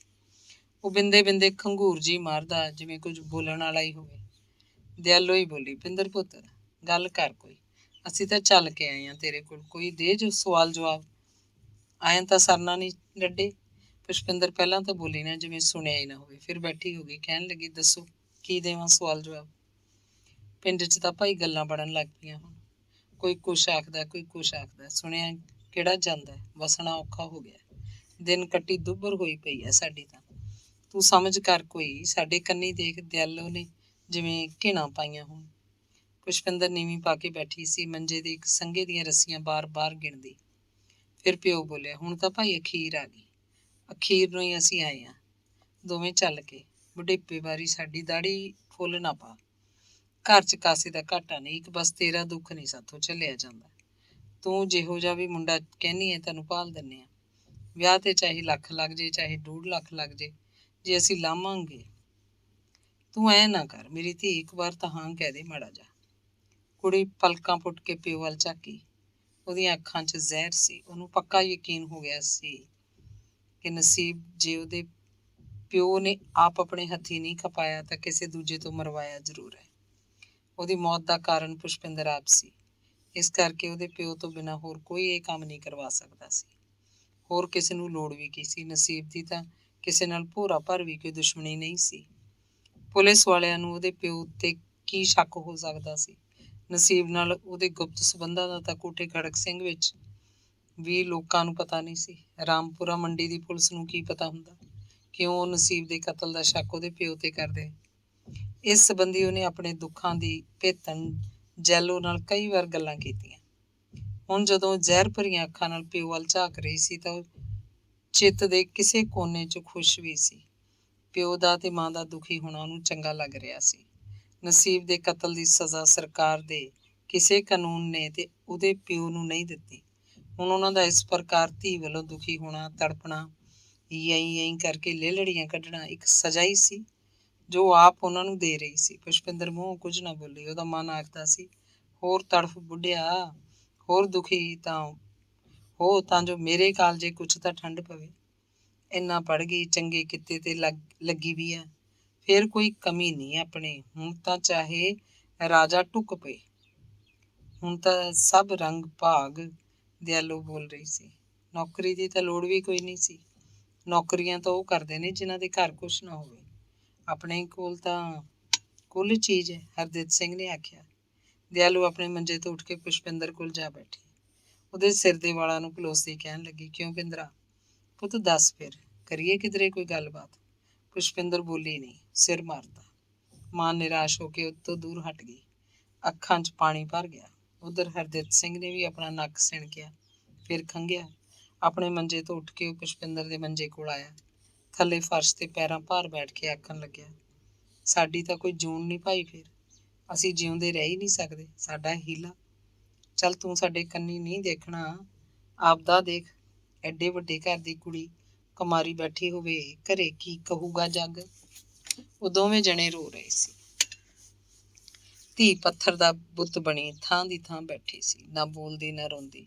ਰੋਵੇ ਵੀ ਤਾਂ ਕਿਵੇਂ, ਅੱਖਾਂ 'ਚੋਂ ਪਾਣੀ ਮੁੱਕ ਚੁੱਕਿਆ ਸੀ ਤੇ ਨਾਲੇ ਜ਼ਾਲਮਾਂ ਸਾਹਮਣੇ ਰੋਣ ਦਾ ਲਾਭ ਵੀ ਕੀ ਹੈ। ਹਰਦਿਤ ਸਿੰਘ ਉੱਠ ਕੇ ਆਪਣੇ ਮੰਜੇ ਤੇ ਆ ਬੈਠਾ। ਦਿਆਲੋ ਆਪਣੇ ਮੰਜੇ ਤੇ। ਫਿਰ ਦਿਆਲੋ ਗੱਲ ਤੱਕ ਗੁੱਸੇ ਨਾਲ ਭਰੀ ਬੋਲੀ, ਤਾਂ ਫਿਰ ਅਸੀਂ ਮਰੀ ਸਮਝ ਲਈਏ ਤੈਨੂੰ। ਪੁਸ਼ਪਿੰਦਰ ਫੇਰ ਵੀ ਨਹੀਂ ਬੋਲੀ। ਬੈਠੀ ਬੈਠੀ ਮੰਜੇ ਤੇ ਪੈ ਗਈ, ਉਹਨਾਂ ਵੱਲ ਪਿੱਠ ਕਰ ਲਈ। ਹਰਦਿਤ ਸਿੰਘ ਆਪਣੇ ਪੈਰਾਂ ਦੇ ਜੋੜੇ ਲੱਭ ਰਿਹਾ ਸੀ। ਜੋੜੇ ਪਾ ਕੇ ਮੰਜੇ ਦੀ ਬਾਹੀ ਤੇ ਬੈਠ ਗਿਆ। ਦੋਵੇਂ ਹੱਥਾਂ ਨਾਲ ਦਾੜੀ ਨੂੰ ਪਲੋਸਦਾ ਹੋਇਆ ਦਿਆਲੋ ਨੂੰ ਕਹਿਣ ਲੱਗਿਆ, ਚੱਲ ਉੱਠ ਹੁਣ ਚੱਲੀਏ, ਆਪਾਂ ਇਹਦੇ ਕੀ ਲੱਗਦੇ ਹਾਂ। ਦਿਆਲੋ ਬੋਲੀ, ਐਦੂ ਤਾਂ ਮੈਂ ਜੰਮਣਾ ਕਾਹਨੂੰ ਸੀ ਇਹਨੂੰ, ਝਾਟੇ ਖੇ ਪਵਾਤੀ ਨਿਜੜੀ ਨੇ। ਪਹਿਲਾਂ ਨਾਈ ਦਾ ਖਹਿੜਾ ਨਹੀਂ ਸੀ ਛੱਡਦੀ, ਹੁਣ ਆ ਬੈਠੀ ਆ, ਤੜਕੇ ਦੇ ਭੌਂਕੀ ਜਾਂਦੇ ਆ। ਜਾਣਦੀ ਹੈ ਇੱਕ ਵੀ। ਫਿਰ ਬਹੁਤ ਔਖੀ ਹੋ ਕੇ ਦਿਆਲੋ ਕਹਿੰਦੀ, ਜੇ ਅਸਲ ਦੀ ਜਣੀ ਹੋਵੇਂਗੀ ਕੋਠੇ ਲੱਤ ਨਾ ਦਈ, ਅਸੀਂ ਤਾਂ ਫੂੜੀ ਪਾ ਚੱਲੇ।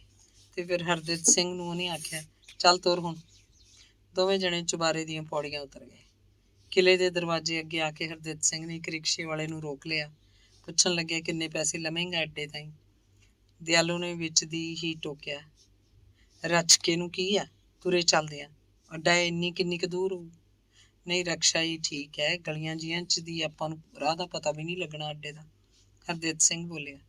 ਰਿਕਸ਼ੇ ਵਾਲਾ ਖੜਾ ਉਹਨਾਂ ਵੱਲ ਵੇਖ ਰਿਹਾ ਸੀ, ਫਿਰ ਬੋਲਿਆ, 2 ਰੁਪਏ। ਉਹ ਬੈਠ ਗਏ। ਬੱਸ ਸਟੈਂਡ ਤੱਕ ਜਾਂਦੇ ਰਾਹ 'ਚੋਂ ਨਿੱਕੀ ਨਿੱਕੀ ਕੋਈ ਗੱਲ ਕਰਦੇ, ਜਿਵੇਂ ਆਪਣੇ ਆਪ ਤੇ ਹੀ ਝੂਰ ਰਹੇ ਹੋਣ। ਐਂ ਪਤਾ ਹੁੰਦਾ ਤਾਂ 12,000 ਕਾਹਨੂੰ ਦੇ ਕੇ ਆਉਂਦਾ ਪਟਿਆਲੇ ਮੈਂ, ਐਵੇਂ ਗਾਲਿਆ ਇੰਨਾ ਪੈਸਾ। ਇਹੀ ਤਾਂ ਹੈ, ਆਪਾਂ ਤਾਂ ਇਹ ਸੋਚਿਆ ਸੀ ਵੀ ਕਦੇ ਆਜੂ ਅਕਲ ਇਹਨੂੰ, ਦਿਆਲੋ ਕਹਿ ਰਹੀ ਸੀ। ਤੇ ਫਿਰ ਰਾਮਪੁਰੇ ਵਾਲੀ ਬੱਸ 'ਚ ਕੋਲ ਬੈਠੇ ਉਹ ਹਰਿੰਦਰ ਦੀਆਂ ਗੱਲਾਂ ਕਰਨ ਲੱਗੇ। ਹਰਦਿਤ ਸਿੰਘ ਕਹਿ ਰਿਹਾ ਸੀ, ਹੁਣ ਤਾਂ ਸਾਰੀਆਂ ਆਸਾਂ ਮੁੰਡੇ ਦੇ ਨੇ, ਮੁੰਡਾ ਚੰਗੇ ਘਰ ਵਿਆਹਿਆ ਜਾਏ, ਆਪਦੀ ਕਬੀਲਦਾਰੀ ਸਾਂਭੇ। ਮੁੰਡਾ ਤਾਂ ਮੁੰਡਾ ਹੈ, ਉਹਦਾ ਤਾਂ ਕੁਛ ਨਹੀਂ। ਧੀ ਦਾ ਬੜਾ ਮਾੜਾ ਹੋਇਆ। ਮੁੰਡਾ ਤਾਂ ਕਿਧਰੇ ਫਿਰਦਾ ਰਹੇ, ਧੀ ਆਪਦੇ ਘਰ ਹੀ ਚੰਗੀ ਹੁੰਦੀ ਹੈ। ਇਹ ਕੁੜੀ ਖਬਰੇ ਕੀ ਦਿਲ 'ਚ ਲਈ ਬੈਠੀ ਹੈ। ਮੇਰੇ ਤਾਂ ਐਂ ਖਾਨੇ 'ਚ ਨਹੀਂ ਵੜਦੀ ਗੱਲ। ਬੰਦੇ ਤਾਂ ਕਮਾਰੇ ਬੈਠੇ ਰਹਿੰਦੇ ਆ, ਬੰਦਿਆਂ ਦੀ ਹੋਰ ਗੱਲ ਹੁੰਦੀ ਹੈ, ਕਦੇ ਕੁੜੀਆਂ ਵੀ। ਇਹ ਮੇਰੇ ਬਾਗਰੂ। ਦਿਆਲੋ ਕਮਲੀ ਬਣ ਕੇ ਬੈਠੀ ਹੋਈ ਸੀ। ਦਿਨ ਢਲ ਚੱਲਿਆ ਸੀ। ਬੱਸ ਤੁਰਨ ਲੱਗੀ ਤਾਂ ਇੱਕਦਮ ਹੀ ਬਹੁਤ ਸਾਰੀਆਂ ਸਵਾਰੀਆਂ ਆ ਚੜੀਆਂ। ਸਾਰੀਆਂ ਸੀਟਾਂ ਭਰ ਚੁੱਕੀਆਂ ਸੀ। 5-7 ਬੰਦੇ ਵਿਚਕਾਰ ਜੇ ਹੋ ਕੇ ਖੜੇ ਵੀ ਸੀ। ਫਿਰ ਪਤੀ ਪਤਨੀ ਨੇ ਕੋਈ ਗੱਲ ਨਹੀਂ ਕੀਤੀ। ਅੰਗ 11ਵਾਂ। ਖਾਸਾ ਚਿਰ ਪੁਸ਼ਪਿੰਦਰ ਉਵੇਂ ਮੰਜੇ ਤੇ ਬੈਠੀ ਰਹੀ, ਫਿਰ ਪੈ ਗਈ। ਉਹਦੀ ਸੋਚ ਖਿੰਡ ਜਾ ਰਹੀ ਸੀ। ਇੱਕ ਪਾਸੇ ਮਾਂ-ਬਾਪ ਦਾ ਪਿਆਰ, ਇੱਕ ਪਾਸੇ ਆਪਣੀ ਆਜ਼ਾਦੀ।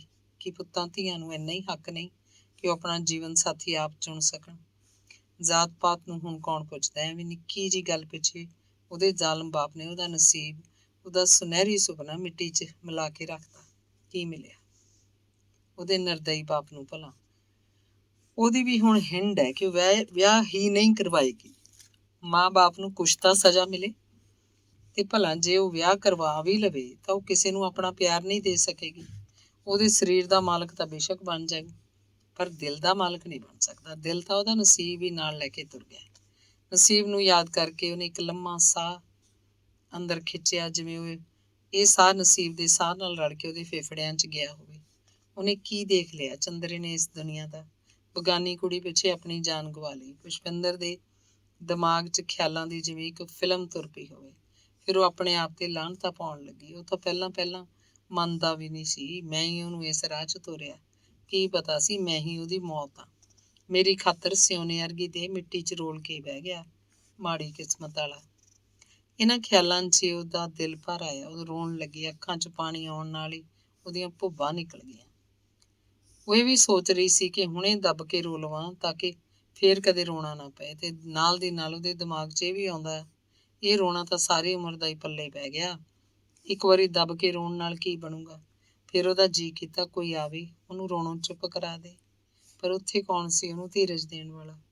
ਉਹ ਅੱਖਾਂ ਪੂੰਝ ਕੇ ਝਾਕੀ। ਚੁਬਾਰੇ ਦੀਆਂ ਕੰਧਾਂ ਉਹਨੂੰ ਹਮਦਰਦ ਜਾਪੀਆਂ, ਜਿਵੇਂ ਕਹਿ ਰਹੀਆਂ ਹੁਣ, ਚੁੱਪ ਹੋ ਜਾ। ਤੇਰਾ ਧੀਰਜ ਤੇਰਾ ਵਿਸ਼ਵਾਸ ਹੈ, ਤੇਰੀ ਮੁਹੱਬਤ ਤੇਰਾ ਧਰਮ। ਤੇਰੀ ਮੁਹੱਬਤ ਦਾ ਧਰਮ ਤੇਰੇ ਕੋਲ ਹੈ। ਨਸੀਬ ਦੀ ਅਮਾਨਤ ਇਹੀ ਤੇਰਾ ਸਹਾਰਾ ਹੈ, ਤੇਰੀ ਤਸੱਲੀ। ਮੁਹੱਬਤ ਕਰਨ ਵਾਲਿਆਂ ਨੂੰ ਇਸ ਜ਼ਮਾਨੇ ਨੇ ਕਦੋਂ ਬਖਸ਼ਿਆ ਸੀ? ਮੁਹੱਬਤ ਕਰਨ ਵਾਲਿਆਂ ਨੂੰ ਸੁੱਖ ਦੀ ਨੀਂਦ ਕਦੋਂ ਨਸੀਬ ਹੁੰਦੀ ਹੈ? ਤੇਰੇ ਕੋਲ ਮੁਹੱਬਤ ਹੈ, ਸਭ ਤੋਂ ਵੱਡੀ ਦੌਲਤ। ਇਹ ਹਰ ਕਿਸੇ ਨੂੰ ਥੋੜ੍ਹਾ ਮਿਲਦੀ ਹੈ। ਇਸ ਅਰਧ ਬੇਹੋਸ਼ੀ ਦੀ ਅਵਸਥਾ 'ਚ ਉਹ ਵਿਚਰ ਰਹੀ ਸੀ ਕਿ ਉਹਨੂੰ ਪੌੜੀਆਂ 'ਚ ਥੱਪ ਦੀ ਆਵਾਜ਼ ਸੁਣਾਈ ਦਿੱਤੀ। ਕੋਈ ਆ ਰਿਹਾ ਸੀ। ਕੌਣ ਹੋਇਆ? ਉਹ ਅੰਦਾਜ਼ਾ ਲਾਉਣ ਲੱਗੀ। ਦੂਜੇ ਬਿੰਦੀ ਉਹਨੂੰ ਲੱਗਿਆ ਕਮਲਾ ਹੋਏਗੀ, ਉਹਦੀ ਨੌਕਰਾਣੀ। ਦਿਨ ਛਿਪਣ ਵਾਲਾ ਹੋ ਗਿਆ, ਰੋਟੀ ਪਕਾਉਣ ਦਾ ਵੇਲਾ, ਕਮਲਾ ਹੀ ਹੋਏਗੀ। ਹੋਰ ਕੌਣ ਹੋ ਸਕਦਾ? ਹੋਰ ਕਿਹਨੇ ਆਉਣਾ ਇੱਥੇ ਨਕੜਮੀ ਕੋਲੇ? ਚੁਬਾਰੇ ਦੇ ਬਾਰ ਮੂਹਰੇ ਇੱਕ ਉੱਚੀ ਸ਼ਰਾਰਤੀ ਹਾਸੀ। ਆਵਾਜ਼ ਤਾਂ ਜਾਣੀ ਪਛਾਣੀ ਸੀ, ਪਰ ਉਹ ਡਰ ਗਈ, ਜਿਵੇਂ ਕੋਈ ਭੂਤਨੀ ਆ ਵੜੀ ਹੋਵੇ ਉਹਦੇ ਚੁਬਾਰੇ 'ਚ। ਉਹਦੇ ਹਾਲ ਉੱਤੇ ਚਾਂਬੜਾਂ ਪਾ ਕੇ ਹੱਸੀ ਹੋਵੇ। ਇਹ ਹਾਸੀ ਨੇ ਤਾਂ ਜਿਵੇਂ ਉਹਦਾ ਕਾਲਜਾ ਕੱਢ ਲਿਆ ਹੋਵੇ।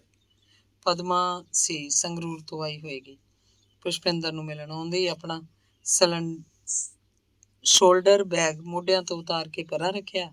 ਪੁਸ਼ਪਿੰਦਰ ਨੂੰ ਚਿੰਬੜ ਗਈ। ਉਹਦਾ ਮੂੰਹ ਚੁੰਮਣ ਲੱਗੀ, ਪਰ ਉਹ ਉੱਠ ਕੇ ਝਟਕੇ ਨਾਲ ਪਰਾਂ ਹਟ ਗਈ। ਪੁਸ਼ਪਿੰਦਰ ਦੀਆਂ ਗੱਲਾਂ ਸਲਾਬੀਆਂ ਤੇ ਉਹਨਾਂ ਉੱਤੇ ਸਲੂਣਾ ਸਵਾਦ ਸੀ। ਉਹਨੇ ਤਾਂ ਪਦਮਾ ਦਾ ਸਵਾਗਤ ਹੀ ਨਹੀਂ ਕੀਤਾ ਸੀ। ਉਹ ਤਾਂ ਮੁੜ ਕੇ ਅੱਖਾਂ 'ਚ ਪਾਣੀ ਲੈ ਆਈ। ਪਰਲ ਹੰਝੂ ਉਹਦੀਆਂ ਗੱਲਾਂ ਤੇ ਵਗਣ ਲੱਗੇ। ਹੁਣੇ ਇੰਨਾ ਤਾਂ ਰੋ ਕੇ ਹਟੀ ਸੀ, ਇਹ ਪਾਣੀ ਅੱਖਾਂ 'ਚ ਦੁਬਾਰਾ ਇੰਨਾ ਕਿੱਧਰੋਂ ਆ ਗਿਆ? ਉਹ ਫੇਰ ਰੱਜ ਕੇ ਰੋਈ। ਪਦਮਾ ਉਹਦੇ ਹੰਝੂ ਪੁੰਝਣ ਲੱਗੀ, ਕਹਿ ਰਹੀ ਸੀ, ਰੋ ਕੇ ਕੀ ਬਣਦਾ ਪਿੰਦਰੇ? ਹੁਣ ਮੈਂ ਕਿਹੜਾ ਜਾਣਦੀ ਨਹੀਂ ਤੇਰੇ ਦੁੱਖ ਨੂੰ। ਹੁਣ ਤਾਂ ਮਨ ਨੂੰ ਸਮਝਾ ਕੇ ਹੀ ਦਿਨ ਨਿਕਲਣਗੇ। ਇਉਂ ਤਾਂ ਬਚਣਾ ਨਹੀਂ ਤੂੰ। ਬਸ ਕਰ, ਰੋ ਨਾ। ਤੈਨੂੰ ਮੇਰੀ ਸਹੁੰ ਲੱਗੇ, ਜੇ ਹੁਣ ਹਿੰਜ ਸਿੱਟੀ ਹੈ ਫਿਰ ਦੇਖ ਲਾ ਫਿਰ। ਪੁਸ਼ਪਿੰਦਰ ਚੁੱਪ ਹੋ ਗਈ। ਪਦਮਾ ਨੇ ਪਾਣੀ ਮੰਗਿਆ, ਫਿਰ ਆਪ ਹੀ ਕਹਿੰਦੀ, ਦੱਸ ਦੇ ਕਿੱਥੇ ਆ ਘੜਾ? ਤੂੰ ਬੈਠੀ ਰਹਿ, ਮੈਂ ਆਪੇ ਹੀ ਪੀ ਲੂੰਗੀ। ਪੁਸ਼ਪਿੰਦਰ ਉੱਠੀ, ਹੰਝੂਆਂ ਭਿੱਜੇ ਬੋਲ 'ਚ ਕਹਿੰਦੀ, ਪਾਣੀ ਮੈਂ ਤੈਨੂੰ ਥੱਲਿਓਂ ਲਿਆ ਕੇ ਦਿੰਦੀ ਹਾਂ। ਘੜੇ ਦਾ ਪਾਣੀ ਇਹਦਾ ਇੰਨਾ ਠੰਡਾ ਨਹੀਂ ਹੁੰਦਾ, ਨਵਾਂ ਘੜਾ ਲਿਆਉਂਗੀ। ਥੱਲੇ ਜਾਣ ਤੋਂ ਪਹਿਲਾਂ ਉਹਨੇ ਘੜੇ 'ਚੋਂ ਪਾਣੀ ਲੈ ਕੇ ਆਪਣੀਆਂ ਅੱਖਾਂ ਧੋਤੀਆਂ। ਫਿਰ ਦੋਵੇਂ ਖਾਲੀ ਬੋਤਲਾਂ ਚੁੱਕ ਕੇ ਥੱਲੇ ਉਤਰ ਗਈ। ਫਰਿੱਜ 'ਚ ਨਵੀਂ ਬੋਤਲ ਕੱਢੀ ਤੇ ਤਾਂ ਆ ਗਈ। ਅੱਧੀ ਬੋਤਲ ਤੋਂ ਵੱਧ ਪਦਮਾ ਹੀ ਪੀ ਗਈ। ਬਹੁਤ ਤੇਜ਼ ਲੱਗੀ ਹੋਏਗੀ। ਬਾਕੀ ਬਚਦਾ ਪਾਣੀ ਪੁਸ਼ਪਿੰਦਰ ਨੇ ਪੀ ਲਿਆ। ਪਾਣੀ ਪੀ ਕੇ ਪਦਮਾ ਪੁੱਛਣ ਲੱਗੀ, ਥੱਲਿਓਂ ਤੇਰੀ ਆਵਾਜ਼ ਆਉਂਦੀ ਸੀ, ਕੌਣ ਸੀ ਤੇਰੇ ਨਾਲ ਗੱਲਾਂ ਕਰਦਾ? ਮਾਲਕ ਮਕਾਨ ਦੀ ਘਰ ਵਾਲੀ ਪੁੱਛਦੀ ਸੀ। ਕੀ ਪੁੱਛਦੀ ਸੀ? ਮਾਂ ਤੇ ਬਾਪੂ ਜੀ ਆਏ ਸੀ, ਹੁਣੇ ਗਏ ਐ, ਤੇਰੇ ਆਉਣ ਤੋਂ ਬਸ ਅੱਧਾ ਘੰਟਾ ਪਹਿਲਾਂ ਗਏ ਹੋਣਗੇ। ਕਹਿੰਦੀ ਐਡੀ ਛੇਤੀ ਕਿਉਂ ਚਲੇ ਗਏ, ਰਹੇ ਨਾ ਰਾਤ?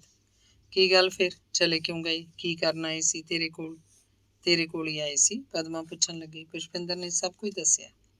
ਪਦਮਾ ਕਹਿੰਦੀ, ਨਹੀਂ ਪਿੰਦਰੇ, ਮੇਰੀ ਮੰਨਦੀ ਹੈ? ਹਾਂ ਬੋਲ। ਕਿਉਂ ਮਾਪਿਆਂ ਦੀ ਆਤਮਾ ਤਰਫਾਉਣੀ ਹੈ? ਮੈਂ ਤਾਂ ਕਹਿੰਦੀ ਹਾਂ, ਕਰਵਾ ਲੈ ਵਿਆਹ, ਆਪੇ ਭੁੱਲ ਜੂ ਤੈਨੂੰ ਤੇਰਾ ਅਤੀਤ। ਨਹੀਂ, ਅਤੀਤ ਨਹੀਂ ਭੁੱਲਦਾ, ਅਤੀਤ ਤਾਂ ਜਾਗੂਗਾ ਦੂਣਾ ਚੌਣਾ ਹੋ ਕੇ। ਵਿਆਹ ਕੀ ਹੁੰਦਾ? ਵਿਆਹ? ਤੈਨੂੰ ਤਾਂ ਵਿਆਹ ਦੀ ਅੱਗ ਲੱਗੀ ਰਹਿੰਦੀ ਹੈ। ਤੈਨੂੰ ਜਮਾ ਨਹੀਂ ਅੱਗ ਵਿਆਹ ਦੀ? ਮੇਰੀ ਗੱਲ ਹੋਰ ਹੈ, ਤੂੰ ਆਪਦੀ ਗੱਲ ਕਰ। ਤੂੰ ਕਦੋਂ ਕਰਵਾ ਰਹੀ ਹੈ ਵਿਆਹ? ਕੋਈ ਹੋਵੇ ਵੀ, ਮੈਂ ਤਾਂ ਅੱਜ ਤਿਆਰ ਹਾਂ। ਕੀ ਗੱਲ, ਕੀ ਕਹਿੰਦੀਆਂ ਤੇ ਭਰਜਾਈਆਂ ਤੇਰੀਆਂ? ਕਹਿੰਦੀਆਂ ਹੋਣਗੀਆਂ ਖਰਚ ਹੋਊਗਾ। ਉਹ ਹੋਰ ਗੱਲਾਂ ਕਰਨ ਲੱਗੀਆਂ ਸੀ। ਪਦਮਾ ਦੀ ਗੱਲ ਛੇੜ ਕੇ ਪੁਸ਼ਪਿੰਦਰ ਆਪਣੇ ਬਾਰੇ ਭੁੱਲ ਜਾਣਾ ਚਾਹ ਰਹੀ ਸੀ। ਪਦਮਾ ਕਹਿੰਦੀ, ਭਰਜਾਈਆਂ ਤਾਂ ਘਰੋਂ ਕੱਢਣ ਨੂੰ ਤਿਆਰ ਨੇ। ਵਿਆਹ ਹੋਵੇ ਤਾਂ ਫਾਹ ਵੱਢਿਆ ਜਾਏ, ਨਿਕਲਾਂ ਘਰੋਂ। ਭਰਾ 100 ਥਾਈਂ ਜਾ ਕੇ ਆਏ ਹੋਣਗੇ ਪਰ ਕੋਈ ਗੱਲ ਹੀ ਨਹੀਂ ਚੱਲੀ ਕਿਧਰੇ। ਕਿਉਂ, ਕੀ ਨੁਕਸ ਹੈ ਤੇਰੇ 'ਚ? ਲੈ ਹੈ ਹਰਾਮਬੜ, ਮੇਰੇ 'ਚ ਕੀ ਨੁਕਸ ਹੋਣਾ? ਪਦਮਾ ਹੱਸਣ ਲੱਗੀ। ਉਹ ਬੈਠੀਆਂ ਹੀ ਸੀ ਕਿ ਕਮਲਾ ਆ ਗਈ। ਦੋਵਾਂ ਨੂੰ ਸਤਿ ਸ਼੍ਰੀ ਅਕਾਲ ਬੁਲਾਈ। ਲੰਮੀ ਪਤਲੀ ਗੋਲ ਚਿਹਰਾ, ਗਰਦਨ ਵੀ ਲੰਮੀ, ਰੰਗ ਬਦਾਮੀ, ਅੱਖਾਂ ਮੋਟੀਆਂ ਮੋਟੀਆਂ ਚੰਗਿਆੜੇ ਵਾਂਗ ਬਲਦੀਆਂ। ਬੰਦਾ ਦੇਖੇ ਤੇ ਝੱਟ ਨੀਵੀਂ ਪਾ ਲਵੇ। ਪਦਮਾ ਬੋਲੀ, ਕੁੜੀ ਤਾਂ ਨਫੀਸ ਹੈ।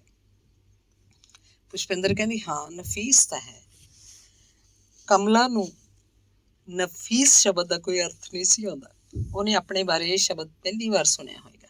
ਅਨਪੜ੍ਹ ਤਸੀ ਵਿਚਾਰੀ ਭਵਤਰੀ ਜੀ ਖੜੀ ਰਹੀ। ਪੁਸ਼ਪਿੰਦਰ ਕਹਿੰਦੀ, ਅੱਛਾ ਨਫੀਸ ਸਾਹਿਬਾ, ਆਟਾ ਗੁੰਨ ਲੈ ਪਹਿਲਾਂ, ਫਿਰ ਸਬਜ਼ੀ। ਕੀ ਹੁੰਦਾ ਨਫੀਸ? ਕਮਲਾ ਨਿਝੱਕ ਸੀ। ਪੁਸ਼ਪਿੰਦਰ ਨਾਲ ਖੁੱਲੀ ਸੀ। ਕਦੇ ਕਦੇ ਉਹ ਸਹੇਲੀਆਂ ਵਾਂਗ ਗੱਲਾਂ ਕਰ ਲੈਂਦੀਆਂ। ਵਾਹ, ਇਹ ਤਾਂ ਸਵੀਟ ਵੀ ਹੈ। ਪਦਮਾ ਨੇ ਕੁੜੀ ਨੂੰ ਹੋਰ ਭਵਤਰੀ ਲਾਤੀ। ਉਹ ਲਾਚੜ ਕੇ ਬੋਲੀ, ਕੁਛ ਆਖੀ ਜਾਓ, ਮੈਨੂੰ ਤਾਂ ਆਟਾ ਦੱਸੋ ਕਿੰਨਾ ਕੁ ਗੁੰਨ ਲਾ। ਕੁੜੀ ਨੇ ਬੁੱਲ ਪਚੀੜ ਕੇ ਆਟੇ ਵਾਲੇ ਪੀਪੇ ਨੂੰ ਹੱਥ ਜਾ ਪਾਇਆ। ਰਸੋਈ 'ਚ ਜਾ ਕੇ ਉਹ ਆਟਾ ਗੁੰਨਣ ਲੱਗੀ ਤਾਂ ਪੁਸ਼ਪਿੰਦਰ ਨੇ ਪਦਮਾ ਨੂੰ ਕਮਲਾ ਬਾਰੇ ਦੱਸਿਆ। ਗਰੀਬ ਘਰ ਦੀ ਕੁੜੀ ਆ ਵਿਚਾਰੀ, 50 ਰੁਪਏ ਮਹੀਨਾ ਦਿੰਦੀ ਆ, 2 ਵੇਲਿਆਂ ਦੀ ਰੋਟੀ ਖਾ ਜਾਂਦੀ ਹੈ, ਚਾਹ ਵੀ ਪੀ ਲੈਂਦੀ ਹੈ। ਬਾਪ ਨੂੰ ਇਹਦੇ ਨਾ ਭਰਾ ਕੋਈ, ਇੱਕ ਇਹ ਤੋਂ ਛੋਟੀ ਕੁੜੀ ਹੈ। ਮਾਂ ਵਿਚਾਰੀ ਧਾਗਾ ਫੈਕਟਰੀ 'ਚ ਕੰਮ ਕਰਦੀ ਹੈ। ਮੁਟਿਆਰ ਹੋਈ ਪਈ ਹੈ ਤਾਂ ਇਹਦੇ ਵਿਆਹ ਦਾ ਬਹੁਤ ਫਿਕਰ ਹੋਏ ਇਹਦੀ ਮਾਂ ਨੂੰ। ਹਾਂ ਸੱਚ, ਆਪਾਂ ਗੱਲ ਕਰਦੀਆਂ ਸੀ। ਪੁਸ਼ਪਿੰਦਰ ਬੋਲੀ, ਕਿਉਂ ਤੇਰਾ ਕਿਉਂ ਨਹੀਂ ਲੈਂਦਾ ਸਾਕ ਕੋਈ? ਇਸ ਵਾਰ ਪਦਮਾ ਢਿੱਲੀ ਜੀ ਹੋ ਕੇ ਬੈਠ ਗਈ। ਕਹਿਣ ਲੱਗੀ, ਬਸ ਇੱਕੋ ਗੱਲ ਸਭ ਦੀ, ਆਖੇ ਕੁੜੀ ਗਵਰਨਮੈਂਟ ਸਰਵਿਸ ਕਰਦੀ ਹੋਵੇ, ਸਰਵਿਸ ਨਾ ਕਰਦੀ ਹੋਵੇ ਤਾਂ ਆਖੇ ਕੋਈ ਟ੍ਰੇਨਿੰਗ ਹੀ ਕੀਤੀ ਹੋਵੇ। ਤੂੰ ਫਿਰ ਟ੍ਰੇਨਿੰਗ ਕਰ ਲੈ, ਕੋਈ ਬੀਐਡ ਕਰ ਲੈ, ਮਾਸਟਰਨੀ ਬਣ ਜਾਏਗੀ। ਜਵਾਕਾਂ ਦੇ ਕੰਨ ਖਿੱਚੀ ਜਾਇਆ ਕਰ। ਬੀਐਡ ਕੋਈ ਕਰਵਾਏ ਤਾਂ ਹੀ ਹੈ ਨਾ। ਬੀਐਡ ਕਰਨ ਨੂੰ ਕੀ ਹੈ? ਖਰਚ ਹੁੰਦਾ। ਖਰਚ ਤੇਰੇ ਭਰਾ ਹੈਗੇ ਆ, ਕਰਨਗੇ ਆਪੇ। ਭਰਾ ਕਾਸੇ ਜੋਗੇ ਹੁੰਦੇ ਤਾਂ ਐਮਏ ਨਾ ਕਰ ਲੈਂਦੀ, ਤੇਰੇ ਵਾਂਗੂ ਪ੍ਰੋਫੈਸਰ ਬਣ ਗਈ ਹੁੰਦੀ ਹੁਣ। ਪੁਸ਼ਪਿੰਦਰ ਨੂੰ ਪਦਮਾ ਤੇ ਤਰਸ ਆਇਆ। ਕਹਿਣ ਲੱਗੀ, ਨਹੀਂ ਐਂ ਕਰ, ਤੂੰ ਬੀਐਡ 'ਚ ਦਾਖਲ ਹੋ ਜਾ ਕਿਤੇ, ਮੈਂ ਤੈਨੂੰ ਆਪਦੇ ਕੋਲੋਂ ਪੈਸੇ ਭੇਜ ਦਿਆ ਕਰੂੰਗੀ। ਬੋਲ ਕਰ ਮਨਜ਼ੂਰ। ਇੱਕ ਵਾਰੀ ਤਾਂ ਜਿਵੇਂ ਪਦਮਾ ਨੂੰ ਬਹੁਤ ਸੌਖਾ ਸਾਹ ਆਇਆ, ਜਿਵੇਂ ਉਹਦੀ ਸਹੇਲੀ ਨੇ ਉਹਦੇ ਲਈ ਕਿਸੇ ਖਜ਼ਾਨੇ ਦਾ ਦਰਵਾਜ਼ਾ ਖੋਲ੍ਹਤਾ ਹੋਵੇ। ਪਰ ਦੂਜੇ ਦਿਨ ਦੀ ਉਹ ਬੋਲੀ, ਇੰਨਾ ਤੂੰ ਕਿੱਥੇ ਕਰ ਦੇਂਗੀ? ਤੇਰੀ ਮਿਹਰਬਾਨੀ ਹੈ ਭੈਣੇ, ਐਡੀ ਹਮਦਰਦੀ ਕੀਤੀ ਮੇਰੇ ਨਾਲ।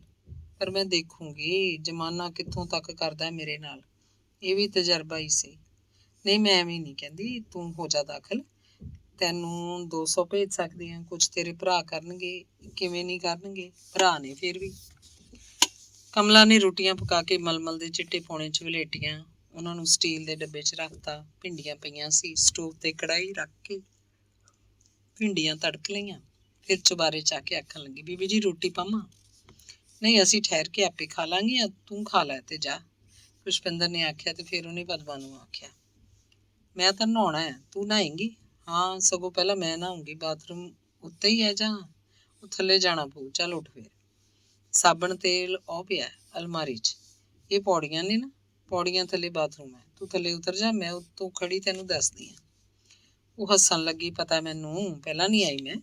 ਉਹੀ ਬਾਥਰੂਮ, ਉਹੀ ਤੂੰ ਹੈ, ਪਰ ਨਫੀਸ ਨਹੀਂ ਹੈ। ਕਮਲਾ ਰੋਟੀ ਖਾਣ ਤੋਂ ਪਹਿਲਾਂ ਖੜੀ ਉਹਨਾਂ ਵੱਲ ਝਾਕ ਰਹੀ ਸੀ। ਨਫੀਸ ਕਹਿਣ ਤੇ ਫਿਰ ਹੱਸ ਪਈ। ਪਹਿਲਾਂ ਤਾਂ ਜੈਲੋ ਹੁੰਦੀ ਸੀ ਨਾ, ਅਸੀਂ ਰਲ ਮਿਲ ਕੇ ਸਭ ਕਰ ਲੈਂਦੀਆਂ ਸੀ। ਜੈਲੋ ਗਈ ਤਾਂ ਫਿਰ ਇਹ ਆ ਗਈ।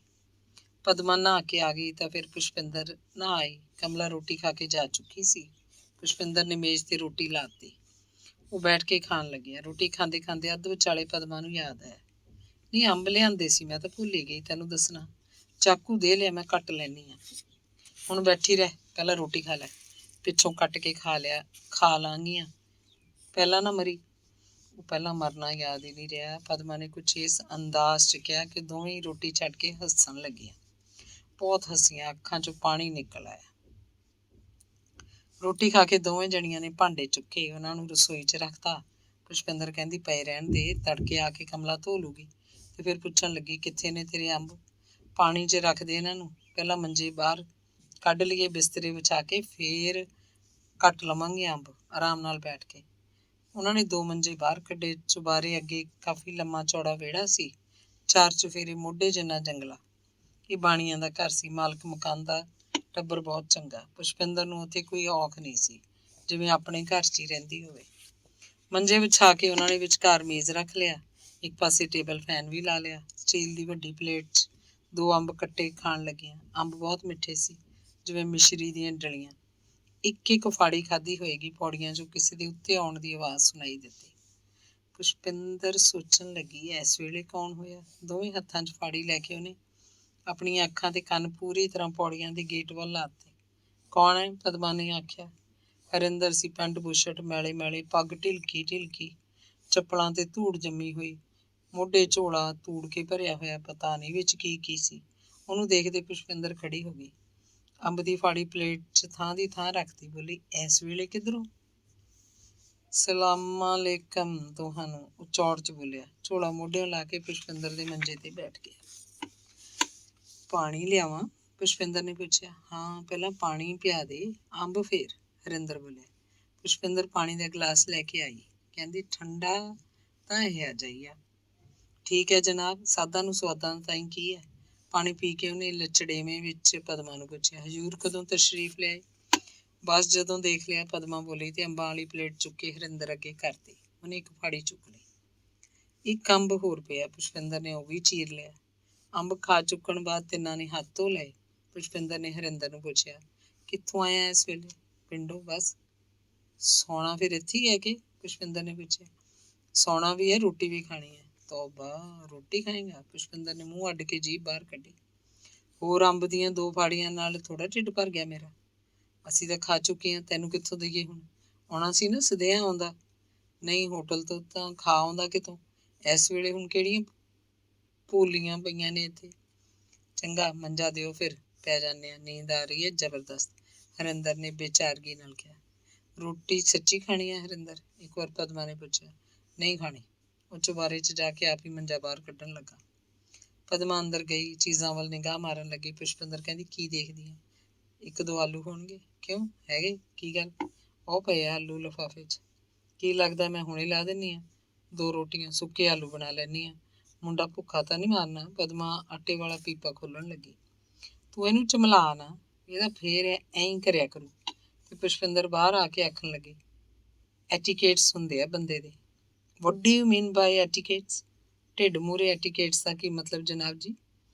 ਮੈਂ ਤਾਂ ਕਦੇ ਨਾ ਪਕਾਉਂਦੀ ਐ ਇਸ ਵੇਲੇ। ਪਦਮਾ ਦਾ ਹੀ ਦਿਮਾਗ ਖਰਾਬ ਹੈ। ਮੰਜਿਆਂ ਉੱਤੇ ਬੈਠੇ ਉਹ ਚੌੜ ਦੀਆਂ ਗੱਲਾਂ ਕਰਦੇ ਰਹੇ। ਪਦਮਾ ਰਸੋਈ 'ਚ ਚਲੀ ਗਈ ਸੀ। ਪੁਸ਼ਪਿੰਦਰ ਨੇ 1-2 ਵਾਰ ਸੁਲਾਹ ਮਾਰੀ, ਮੈਂ ਆਵਾਂ? ਪਦਮਾ ਨਹੀਂ ਕਹਿੰਦੀ ਤੇ ਆਪਣਾ ਕੰਮ ਛੇਤੀ ਛੇਤੀ ਕਰਨ ਲੱਗਦੀ। ਅੰਗ 12ਵਾਂ। ਸਵੇਰੇ 7 ਵਜੇ ਪੁਸ਼ਪਿੰਦਰ ਉੱਠ ਖੜੀ।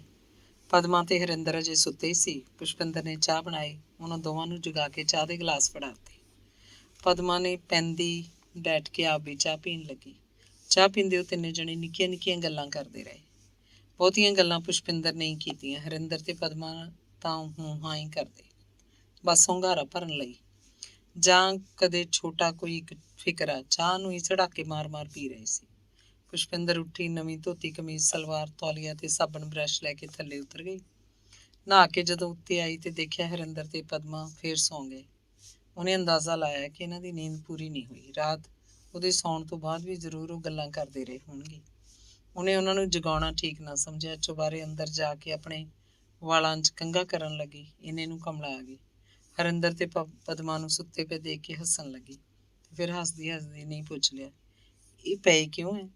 ਮਸਤੇ ਹੋਏ ਐ, ਰਾਤ ਸੁੱਤੇ ਨਹੀਂ, ਹੁਣ ਨੀਂਦ ਲਾ ਰਹੇ ਐ। ਤੇ ਫਿਰ ਪੁਸ਼ਪਿੰਦਰ ਨੇ ਕਮਲਾ ਨੂੰ ਆਖਿਆ, ਫਟਾਫਟ ਆਟਾ ਗੁੰਨ ਕੇ ਪਹਿਲਾਂ ਪਰੌਂਠੇ ਲਾ ਲੈ, 6-7 ਬਹੁਤ ਹੋਣਗੇ। ਉੱਠ ਕੇ ਇਹ ਵੀ ਖਾ ਲੈਣਗੇ, ਫਿਰ ਚਾਹ ਬਣਾ ਦੇ, ਮੈਂ ਤਾਂ ਜਾਣਾ ਕਾਲਜ ਨੂੰ, ਲੇਟ ਹੋ ਰਹੀ ਹਾਂ। ਮਗਰੋਂ ਸਬਜ਼ੀ ਬਣਾ ਕੇ ਰੋਟੀਆਂ ਲਾ ਦੀ, ਤਿੰਨਾਂ ਦੀਆਂ ਲਾਉਣੀਆਂ ਨੇ। ਇਹ ਦੁਪਹਿਰ ਤਾਈਂ ਠਹਿਰਨਗੇ ਦੋਵੇਂ? ਤੂੰ ਰੋਟੀ ਲਾ ਦੇ, ਠਹਿਰਨਗੇ ਤਾਂ ਰੋਟੀ ਖਾ ਲੈਣਗੇ। ਸ਼ਾਇਦ ਠਹਿਰਨਗੇ ਹੀ, ਜਾਂਦੇ ਤਾਂ ਲੱਗਦੇ ਨਹੀਂ। ਦੂਜੀ ਵਾਰ ਦੀ ਚਾਹ ਬਣੀ ਤੇ ਪੁਸ਼ਪਿੰਦਰ ਨੇ ਉਹਨਾਂ ਨੂੰ ਜਗਾ ਦਿੱਤਾ। ਕਹਿੰਦੀ, ਉੱਠੋ ਬਈ ਹੁਣ, ਧੁੱਪਾਂ ਚੜ੍ਹ ਆਈਆਂ, ਮੂੰਹ ਹੱਥ ਧੋ, ਚਾਹ ਬਣੀ ਪਈ ਹੈ। ਪਰੌਂਠੇ ਤਾਂ ਲਾਤੇ ਕਮਲਾ ਨੇ। ਪਾਸੇ ਮਾਰਦੇ, ਅੱਖਾਂ ਮਲਦੇ ਉੱਠ ਕੇ ਬੈਠ ਗਏ। ਹਰਿੰਦਰ ਨੇ ਚੁਬਾਰੇ 'ਚ ਜਾ ਕੇ ਆਪਣਾ ਬੈਗ ਖੋਲ੍ਹਿਆ। ਦੰਦਾਂ ਦਾ ਬਰਸ਼ ਲੱਭਣ ਲੱਗਿਆ, ਬਰਸ਼ ਨਹੀਂ ਮਿਲ ਰਿਹਾ ਸੀ। ਉਹਨੇ ਬੈਗ ਵਿਚਲਾ ਸਾਰਾ ਨਿੱਕ ਸੁੱਕ ਕੱਢ ਕੇ ਕੁਰਸੀ ਤੇ ਧਰਤਾ। ਬੈਗ ਦਾ ਸਮਾਨ ਤੇ ਉਹਦੇ ਮੈਲੇ ਮੈਲੇ ਕੱਪੜੇ ਦੇਖ ਕੇ ਪੁਸ਼ਪਿੰਦਰ ਉਹਨੂੰ ਪੁੱਛਣ ਲੱਗੀ, ਤੂੰ ਕੱਲ ਆਇਆ ਕਿੱਥੋਂ ਸੀ? ਪਿੰਡੋਂ ਆਇਆ ਤਾਂ ਲੱਗਦਾ ਨਹੀਂ। ਕਿਉਂ? ਮਾਂ ਹੁਣ ਕੱਪੜੇ ਨਹੀਂ ਧੋ ਕੇ ਦਿੰਦੀ ਤੇਰੇ? ਮੈਂ ਆਪ ਹੀ ਧੋ ਲੈਣਾ ਕੱਪੜੇ ਤਾਂ। ਫਿਰ ਕਿੱਥੋਂ ਆਇਆ? ਕੁੜਤਾ ਪਜਾਮਾ, ਪੈਂਟ ਬੁਸ਼ਰਟ, ਪੱਗ, ਤੌਲੀਆ, ਸਾਰੇ ਕੱਪੜੇ ਹੀ ਸੁਆਹ ਵਰਗੇ ਕਰੀ ਫਿਰਦਾ। ਲੱਗਦਾ ਇਉਂ ਹੈ ਜਿਵੇਂ ਕਿਸੇ ਕੈਂਪ ਤੋਂ ਮੁੜਿਆ ਹੋਵੇ 2-4 ਦਿਨ ਲਾ ਕੇ। ਨਹੀਂ, ਕੈਂਪ ਕਿਹੜਾ? ਹਰਿੰਦਰ ਨੇ ਵਿਚਲੀ ਗੱਲ ਨਹੀਂ ਦੱਸੀ। ਪੁਸ਼ਪਿੰਦਰ ਉਹਦੇ ਚਿਹਰੇ ਵੱਲ ਸ਼ੱਕ ਭਰੀਆਂ ਨਿਗਾਹਾਂ ਨਾਲ ਝਾਕਣ ਲੱਗੀ। ਬੁਰਸ਼ ਤੇ ਪੇਸਟ ਲਾ ਕੇ ਹਰਿੰਦਰ ਥੱਲੇ ਉਤਰ ਗਿਆ। ਤੌਲੀਆ ਵੀ ਨਾਲ ਲੈ ਗਿਆ। ਪੁਸ਼ਪਿੰਦਰ ਤਿਆਰ ਹੋ ਕੇ ਪਦਮਾ ਨੂੰ ਪੁੱਛਣ ਲੱਗੀ, ਤੂੰ ਕਦੋਂ ਜਾਣਾ ਪਦਮਾ? ਮੈਂ ਤਾਂ ਆਪ ਚੱਲੀ ਆਂ ਬੱਸ ਨਾ ਕੇ। ਅੱਜ ਤੇਰਾ ਸਕੂਲ ਤਾਂ ਅੱਜ ਛੁੱਟੀ ਹੈ, ਬੁੱਧਵਾਰ ਹੈ ਨਾ? ਅੱਛਾ ਠੀਕ ਹੈ, ਤੁਹਾਨੂੰ ਬੁੱਧਵਾਰ ਛੁੱਟੀ ਹੁੰਦੀ ਹੈ। ਅੱਗੇ ਵੀ ਤਾਂ ਦੱਸਿਆ ਸੀ। ਤਾਂ ਫਿਰ ਹੁਣੇ ਜਾ ਕੇ ਕੀ ਕਰੇਂਗੀ? ਸਕੂਲ ਤਾਂ ਜਾਣਾ ਨਹੀਂ। ਮੈਂ ਤਾਂ ਛੁੱਟੀ ਹੋਣ ਕਰਕੇ ਆਈ ਸੀ ਵੀ ਗੱਲਾਂ ਕਰਾਂਗੇ। ਗੱਲਾਂ ਤਾਂ ਕੀਤੀਆਂ ਹੀ ਨਹੀਂ ਕੋਈ। ਤੂੰ ਬੈਠ, ਮੈਂ ਚੱਲੀ ਆਂ ਕਾਲਜ। 1-1:30 ਵਜੇ ਆ ਜਾਊਂਗੀ। ਹਰਿੰਦਰ ਹੈਗਾ ਤੇਰੇ ਕੋਲ? ਇਹ ਠਹਿਰ ਕੇ ਵਗ ਜੂਗਾ। ਤੂੰ ਸ਼ਾਮ ਨੂੰ ਚਲੀ ਜਾਈਂ, ਨਹੀਂ ਤਾਂ ਕੱਲ ਸਵੇਰੇ ਚਲੀ ਜਾਈਂ। ਪਹਿਲੀ ਬੱਸ ਵਗ ਜੀ, 5:30 ਚੱਲ ਪੈਂਦੀਆਂ ਨੇ ਬੱਸਾਂ। ਪੁਸ਼ਪਿੰਦਰ ਨੇ ਆਪਣਾ ਪਰਸ ਚੁੱਕਿਆ, 2 ਕਿਤਾਬਾਂ ਕੋਈ ਤੇ ਨੋਟਬੁੱਕ ਘੜੀ ਵੱਲ ਝੱਟ ਪੌੜੀਆਂ ਉਤਰਨ ਲੱਗੀ। ਅੰਗ 13ਵਾਂ। ਹਰਿੰਦਰ ਨਹਾ ਕੇ ਆਇਆ ਤਾਂ ਪਦਮਾ ਥੱਲੇ ਉਤਰ ਗਈ। ਉਹ ਬਰਸ਼ ਹੀ ਕਰਕੇ ਆਈ ਜਾਂ ਬਸ ਮੂੰਹ ਧੋ ਕੇ ਆਈ। ਕਹਿੰਦੀ, ਮੈਂ ਤਾਂ ਸਿਰ ਦੇ ਵਾਲ ਧੋਣੇ ਨੇ, ਠਹਿਰ ਕੇ ਨਹਾਉਂਗੀ। ਕਮਲਾ ਨੇ ਦੁਪਹਿਰ ਦੀ ਰੋਟੀ ਵਾਸਤੇ ਸਬਜ਼ੀ ਬਣਾ ਲਈ, ਫਿਰ ਰੋਟੀਆਂ ਵੀ ਪਕਾਤੀਆਂ। ਪਦਮਾ ਨੇ ਉਹਨੂੰ ਮੁਸਕਰਾ ਕੇ ਆਖਿਆ, ਇਹ ਨਫੀਸ, ਸਾਡੀ ਚਾਹ ਪਈ ਹੈ ਪਰ ਠੰਡੀ ਹੋ ਗਈ ਹੋ। ਫਿਰ ਤੱਤੀ ਕਰਦੇ ਇਹਨੂੰ। ਸਟੋਵ ਬੁਝਾਇਆ ਤਾਂ ਨਹੀਂ? ਨਹੀਂ, ਸਟੋਵ ਤਾਂ ਜਲਦਾ ਹੈ। ਕਮਲਾ ਨੇ ਚਾਹ ਤੱਤੀ ਧਰਤੀ। ਚਾਹ ਪਰੌਂਠੇ ਪਲੇਟ 'ਚ ਰੱਖ ਕੇ ਮੇਜ਼ ਤੇ ਲਿਆਈ। ਕੌਲੀ 'ਚ ਅੰਬ ਦਾ ਅਚਾਰ, ਇੱਕ ਗੰਢਾ ਚੀਰ ਕੇ ਰੱਖਤਾ। ਉਹ ਪਰੌਂਠੇ ਖਾਣ ਲੱਗੀ। ਕਮਲਾ ਨੇ ਆਪਣਾ ਰਸੋਈ ਦਾ ਸਾਰਾ ਕੰਮ ਨਿਬੇੜਤਾ। ਕੌਲੀ 'ਚ ਥੋੜ੍ਹੀ ਜਿਹੀ ਸਬਜ਼ੀ ਪਾ ਕੇ ਹੱਥਾਂ ਤੇ 3-4 ਰੋਟੀਆਂ ਧਰੀਆਂ ਤੇ ਰਸੋਈ 'ਚ ਬੈਠ ਕੇ ਰੋਟੀ ਖਾਣ ਲੱਗੀ। ਉਹਨਾਂ ਨੇ ਪਰੌਂਠੇ ਖਾ ਕੇ ਚਾਹ ਪੀ ਲਈ। ਕਮਲਾ ਜਾਣ ਲੱਗੀ ਤਾਂ ਹਰਿੰਦਰ ਨੇ ਵੀ ਆਪਣਾ ਬੈਗ ਸਾਂਭਣਾ ਸ਼ੁਰੂ ਕੀਤਾ। ਕਹਿੰਦਾ, ਚੰਗਾ ਵੀ ਪਦਮਾ ਰਾਣੀ, ਮੈਂ ਵੀ ਚੱਲਦਾ। ਵਾਹ, ਕਿੱਥੇ ਚੱਲਦਾ? ਪਿੰਡ ਨੂੰ ਜਾਂਦੇ ਆ, ਹੋਰ ਕਿੱਥੇ ਜਾਣਾ? ਨਹੀਂ, ਹਾਲੇ ਨਹੀਂ, ਪਿੰਦਰ ਆਈ ਤੋਂ ਜਾਈ। ਮੈਂ ਫਿਰ ਇਕੱਲੀ ਆ, ਜਾਣਾ ਨਹੀਂ। ਮੈਂ ਨਹਾ ਲਵਾਂ, ਤੂੰ ਬੈਠ। ਲਿਆ, ਤੇਰੇ ਕੱਪੜੇ ਵੀ ਧੋ ਦਿੰਦੀ ਆ। ਇੰਨੇ ਮੈਲੇ ਕਿਉਂ ਕੀਤੇ ਨੇ ਇਹ? ਪਦਮਾ ਦੇ ਬੋਲਾਂ ਨੇ ਜਿਵੇਂ ਉਹਦਾ ਬੰਨ੍ਹ ਕੇ ਬਿਠਾ ਲਿਆ ਹੋਵੇ। ਉਹਨੇ ਇੰਨਾ ਹੀ ਆਖਿਆ, ਗੱਲ ਤਾਂ ਠੀਕ ਹੈ, ਫਿਰ ਤਾਂ ਚਾਹੇ ਕੇਸੀ ਵੀ ਨਹਾ ਲੈਂਦਾ ਮੈਂ। ਪਰ ਚੱਲ, ਕੇਸੀ ਪਿੰਡ ਜਾ ਕੇ ਨਹਾ ਲਾਂਗੇ। ਤੂੰ ਇਹ ਕੱਪੜੇ ਧੋਣ ਵਾਲਾ ਉਪਕਾਰ ਤਾਂ ਕਰ ਹੀ ਦੇ। ਉਹਨੇ ਪੈਂਟ ਬੁਸ਼ਰਟ ਦੀਆਂ ਜੇਬਾਂ ਫਰੋਲੀਆਂ, ਪੱਗ ਝਾੜ ਕੇ ਰੱਖੀ। ਫਿਰ ਕਹਿੰਦਾ, ਕੁੜਤੇ ਪਜਾਮੇ ਦਾ ਕਿਵੇਂ ਕਰਾਂ? ਇਹ ਵੀ ਉਤਾਰ ਦੇ, ਇਹ ਵੀ ਧੋ ਦਿੰਦੀ ਆ। ਹਰਿੰਦਰ ਨੇ ਕੁੜਤਾ ਪਜਾਮਾ ਉਤਾਰਤਾ, ਸਣੇ ਤੌਲੀਏ, ਸਾਰੇ ਕੱਪੜੇ ਇਕੱਠੇ ਕਰਕੇ ਉਹ ਕਹਿੰਦਾ, ਲੈ ਤੂੰ ਇਹ ਲੈ ਕੇ ਥੱਲੇ ਚੱਲ। ਸਾਬਣ ਸਰਫ ਦੇਖ ਇੱਥੇ ਕਿੱਥੇ ਪਿਆ। ਪਦਮਾ ਨੇ ਆਪਣੇ ਗਲ ਤੇੜ ਦੇ ਕੱਪੜੇ ਵੀ ਧੋਣੇ ਚਾਹੇ। ਉਹਨੇ ਆਪਣਾ ਨਵਾਂ ਧੋਤਾ ਸੂਟ ਲਿਆ, ਸਾਬਣ ਸਰਫ ਲੈ ਕੇ ਹਰਿੰਦਰ ਦੇ ਕੱਪੜਿਆਂ ਸਮੇਤ ਥੱਲੇ ਉਤਰ ਗਈ। ਟੂਟੀ ਦਾ ਪਾਣੀ ਬਸ 1 ਘੰਟਾ ਹੋਰ ਰਹਿਣਾ ਸੀ। ਮਾਲਕ ਮਕਾਨ ਗੁਸਲਖਾਨੇ ਦਾ ਕੰਮ ਕਦੋਂ ਦਾ ਨਿਬੇੜ ਚੁੱਕੇ ਸੀ। ਪਦਮਾ ਨੇ ਕਾਹਲ ਨਾਲ ਕੱਪੜੇ ਧੋਣੇ ਸ਼ੁਰੂ ਕੀਤੇ।